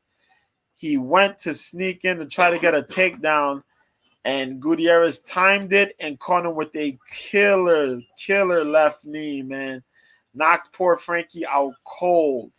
Now, folks know Frankie was a former UFC lightweight champion, former two-time featherweight title challenger. And he got knocked out, man. He got knocked out. There was a couple other good fights on the card, a lot of good KOs, nice submissions. Like, no fight was boring, as I said. Just really good stuff, man. But yeah, that boy Izzy lost, bro. I'm just totally shocked. But it is what it is. Also, we learned that the current lightweight champion is gonna fight the current featherweight champion.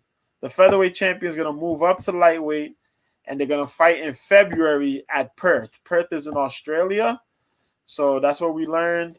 Also, I was upset why I didn't go. Nate Diaz was out there.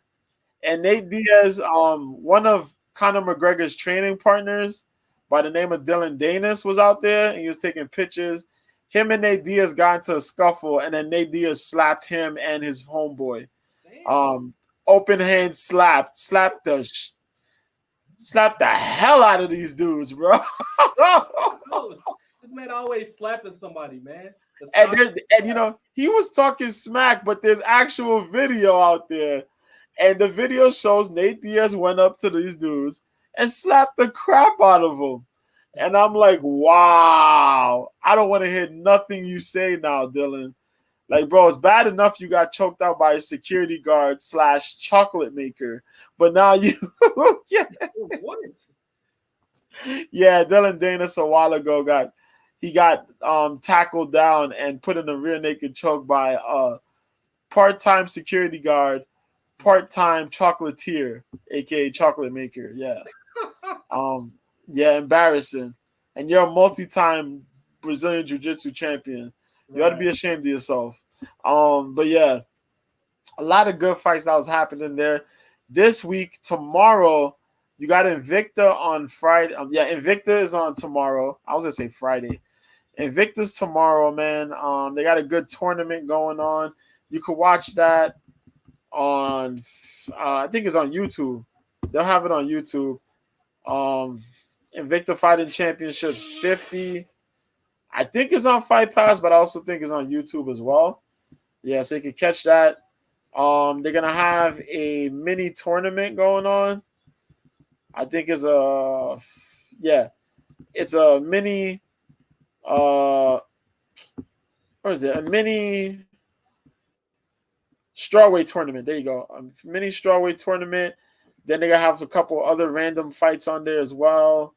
So you can check that out. As well as there's one. They got a one event. One Fighting Championships is on Friday. There's a lot of one championship shit going on this weekend too. Hold on, what the hell? Did I type that by accident? Yeah, I clicked that by accident. My bad.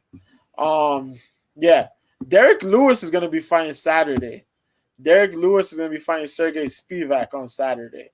But before that happens, hold on. There you go. We got Bellator. Bellator is on Friday. My homeboy Corey Anderson, who was also trained by Frankie Edgar, on the Ultimate Fighter. He's gonna be fighting Vadim Nemkov in a rematch for the light heavyweight title, Bellator light heavyweight title. This is one of the better cards from Bellator in a minute because some of their cards were kind of trash, but no disrespect because there's people I actually talked to on there that they're really dope people. My Patricky Pitbull, who's the brother of Patricio Pitbull, is fighting Usman Nurmagomedov, defending the lightweight title. Daniel Weichsel's fighting Timur Kraziev. Tyrell Fortune, who's an NCAA wrestler, he's fighting Daniel James. Then they got Roman Feraldo, who's an undefeated striking monster. He's gonna be fighting Levan Chokheli. That's gonna be a dope fight at welterweight. There's also a couple of names that are gonna be on here that's gonna be really fire. But my homeboy Lucas Brennan, the son of Chris Brennan, the who was a former UFC fighter, a dude who had the majority of his wins by submission, 19 wins by submission. He was 22, and I forgot what it is, 22, and I want to say 22-10 or so, or 22-12, something like that. But the majority of his wins were by submission. He only had like three decisions in his career. But yeah, his son is undefeated. He's gonna be fighting Nick Talveria and another guy but named Sullivan Colvey, who's gonna be a good prospect. He's on the card as well. So I have to shout those guys out. Oh yeah, Archie Colgan as well. Archie is 5-0, is a young cat, but crazy potential, man.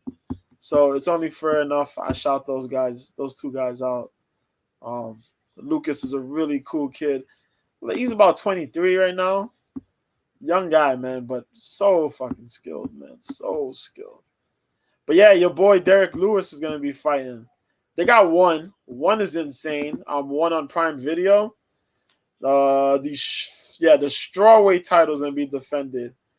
Palacio is gonna be fighting Jared Brooks, the Monkey God. And yeah, where Ronda Rousey fought us at. He's fighting this Saturday. My balls was hot. I had to knock him out. What he said? Donald Trump called me. He told me knock that Russian motherfucker out. But yeah, man. Derek Lewis is gonna be fighting. Derek Lewis is on a slight losing streak, so he's got to fight Sergey Spivak. Ion Kudalaba fights Kennedy and Zechekwu. Chase Sherman fights Waldo Cortez Acosta. Muslim Salikov versus Andre Fiallo. That's a hell of a banger. Jack Della Maddalena versus Danny Roberts. That's a banger too. And they got a couple really good fights on the prelim cards. If you got ESPN Plus, check that out. If not, you gotta find a stream. But I'll be on OK Live, man. If you're trying to watch some mixed martial arts over the weekend, I'll be on OK Live to watch that. But Wednesday I'll be on to stream. I'll be on to stream on the Saturday too. So that's what's gonna be happening. What happened as well? Oh yeah, Floyd Mayweather boxed. That happened. Floyd Mayweather boxed Deji. Floyd Mayweather beat Deji. 6-round TKO, I think it was. But Deji gave him a black eye, man. Big props to Deji. Deji tagged him. Deji put damage on Floyd, which is kind of interesting, man. But it happened. But that's it, bro. A lot of good stuff going down. A lot of good fight things happening. We gotta wait and see what's gonna go on with this other stuff. And that's it, man. All right. It sounds like I came back That's at the it. perfect time. Or whatever. But yeah. Now I'm here in the middle watching was it Kaylee Ray and Mandy Rose's match. And I forgot shit. They can go overlay with the things that WWE got. They can go an extra 10 minutes sometimes. Because I'm like, it's 8:58. That match still happening. Yeah, it's like 2 minutes and the show's over with. I honestly think Mandy's not walking out with that title. I'll be surprised if she does. I don't think she's walking out with that title though. Because if she doesn't, this better be that girl last time going for that belt. That girl went to that title how many times? Like, get somebody else a title opportunity. I don't know what WWE back, huh? Has she had what 3 or 4? Yeah, like 3 or 4. Yeah. Yeah, she had a couple title matches. Yeah. So this should be the blow off if she loses. But I think she's walking out with that title though. I don't know what WWE has coming up next because they canceled day 1. So I mean, the Royal Rumble that's a while from now. You know what I mean? Well, Survivor Series on 26, but that's almost like it's gonna be a minute. Almost, yeah. That's like 2 months from now. They don't have a pay, which could be good because they give them a lot of time to build on TV. But their writing has been horrendous, so I don't know what they're going to. You know what I mean? I don't know what they're going to do. Their writing has been absolutely awful, god awful. The writing's terrible up until whatever they're trying to do.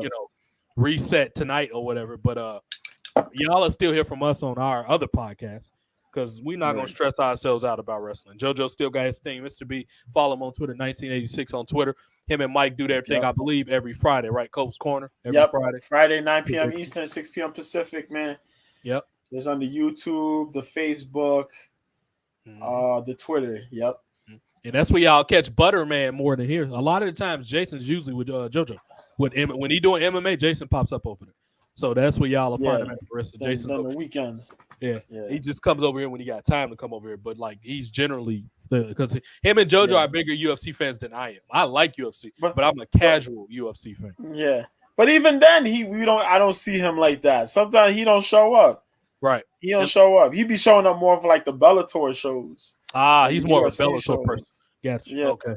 The UFC, he show up if it's like the pay-per-views, but other than that, yeah. But he does a lot of stuff, man. So he can finally stop fussing. His boy Leon Edwards got that title, so he can stop fussing now. Oh my God, that man! he never let that. Jason was not gonna let that go until Leon Edwards got that title shot. You know what I mean?